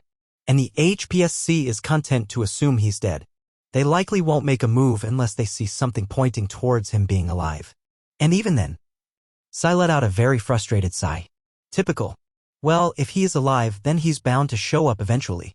And when that happens, All Might will take care of him. That I can assure you. Izuku told her. From what you've told me, this man appears to not fear death via aging. If that's the case, then All Might may not be around to fight him. Sai pointed out firmly. Izuku nodded. We are well aware of that. However, there is a plan in place in the event that transpires. Right now, there is a hero being trained at UA, who is destined to surpass All Might. If All Might can't finish him off, she will. That a lofty expectation. How are you so sure of this? Sai asked with suspicion. Well, that secret is something I can't disclose to you. My apologies. Izuku told her. Unfortunately, that secret is not only not mine to tell, but it's also much more important to keep hidden than the existence of All for One. I'm really sorry, but I'll just need you to trust me. I see, Sai responded. Thank you. For telling me what you could. And for telling me what you couldn't. I admire your honesty. It confirms that working for you was the right choice. It's nothing to admire. You deserve some closure. Izuku told her. Now, then I'll give you till next month to gather all your stuff and bring it here. You can start working here with the other guard at the same time. Other guard? Sai asked, raising an eyebrow in confusion. Oh. Izuku's eyes went wide as he realized he forgot something important. I didn't tell you about her. I'm so sorry, it must have slipped my mind. It's fine, Sai reassured him. Just tell me what she's like. Oh well. Izuku tried to find the best way to word it. She's very unique. And that's it for today. I hope you enjoyed. If you did, please like, subscribe, share the video, and support the original writer. See you in the next video.